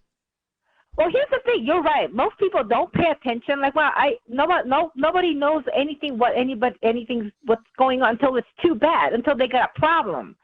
But here's the thing: is that people it's only on lead and cold or one-way street in that area. So that means that people that use these routes, people that are involved in that community, they have to go to work, go to school, they go grocery shopping, and then they get the word out. They realize that, hey, if anybody speed, it's going to turn red. So at least that people that is there any kind of notice on the road? You're saying this is only one particular road. It's only it's on. This is not all over. This is like they only put it on this two. That's what you said. It's just one. Do the lights not otherwise turn red? So if somebody wants to speed, it'll automatically hold on, turn Sarah. red. One question. Well, she hasn't answered mine yet. I'm gonna include it. Okay. Are these lights at crossroads, or are they just out there on just a light on a straight road? This is a one-way street going one way, and it's got about 3 or 4 signal lights, stop signs along the way. Okay, and then there's the other street going the other way one way, and it's got about 3 or 4 stops about within 3 to 4 miles. Are these stops at intersections? Right. That were the intersections. Right. They are. So that So they're going to turn red. They're going to turn red at some point anyway, right? To let people go. Well, if they're doing a speed limit, it'll always turn green. But how the hell is somebody who's wait? What I don't understand here is how is a light always going to be green if there are people on the intersecting road who are trying to get somewhere? I guess. I mean, they have to. I guess that does happen every now and then. Okay, so you're saying that sometimes they will just go ahead and turn red to let the other traffic go. But what I was wondering is, are there any kind of signage on the road? Is there like a notice that says that if you speed on this road, you will get hit with a red light? Is there some sort of thing that pops up when the red light happens that says, "Ha ha, we caught you speeders and we're punishing you now"? Like, what? How do you communicate this to people? That might actually work, to have like a giant television type screen there that like blasts the car, like takes a photo of the picture, throws up there like, "Hey, this is the jerk who makes you all stop." Right? Yeah, that's another level of it for sure. I mean, Sarah, is there anything like that? Well, I'm not a driver. I haven't driven. You've never actually been to this road. No, not since they put them on. I don't know if the signals are right there, but people are not that stupid. As long as they find out, as long as somebody speeds, they get stopped. They had it for about six months now. So people that drive that road back and forth, people get the word out that anybody speed is going to turn red. I mean, people are stupid. I don't know. People are stupid. Remember, I'm skeptical of that the word's getting out about this. Vote? Yeah, I tend to agree. And best case scenario, they just slow down as they get within radar detection of these things, and then speed up when they're past it. Wherever they are, I don't know. That's a good question, how this actually works. Sarah just hears things on the radio. Well, it almost certainly uses radar, right? So somebody's running a radar detector, and they like the stoplights here in Keene have radar on them because some of them detect motion, and that's when they turn green or whatever. So maybe the intersections that Sarah's talking about have those same sort of things, but that could be slowing people down. They'll just be running a radar detector, and they'll go, "Oh, okay, well, I'm out of the range of the radar, so I can speed back up now." Thank you, Sarah, for the call tonight. Speaking, I wanted to know why it was good news. Sarah, why was that good news? She gets excited by people obeying traffic directions. That's such a dreary life. For her, that's freedom. For Sarah, the freedom of not having to worry about people breaking the traffic laws. Not having to look both ways before you cross the street. So coming up this week, Aria, you're going to be going to Fork Fest, and later the Porcupine Freedom Festival. Free Talk Live will have a broadcast tent. There will be some recording going on perhaps a daily basis. We're hoping to get some content out of there and to you whenever we can. I don't think it'll probably be an everyday thing, but we'll see. It just depends on how it goes. It depends I on... tend to try, but I don't want, not a taskmaster over here. Right. Yeah, it's going to be your last party, basically, before you have to go into a prison cell for what could be as long as 18 months. It is a bit bittersweet. Yeah, it sure will be. But anyway, yep, I'm sure there'll be a lot of really nice goodbyes, I suspect, from people who appreciate you. And Mark, out of time for tonight, but we'll be back tomorrow night, or Aria will be back for the Ladies' Night on Free Talk Live, and you can join her then, online in the meantime, over at freetalklive.com.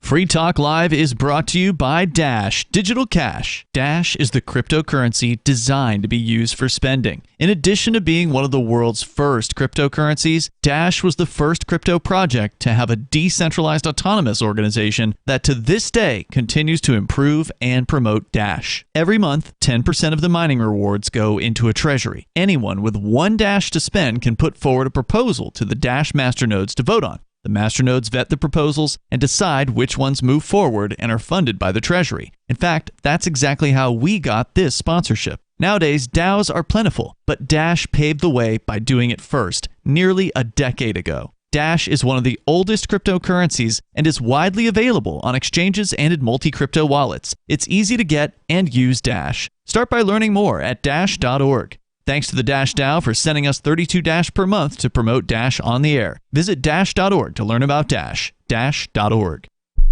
The new 4th edition of Healing Our World, The Compassion of Libertarianism will take your understanding of liberty to a deeper level and has over 1,300 updated references, new cartoons, and a foreword by Dr. Ron Paul, with discounts for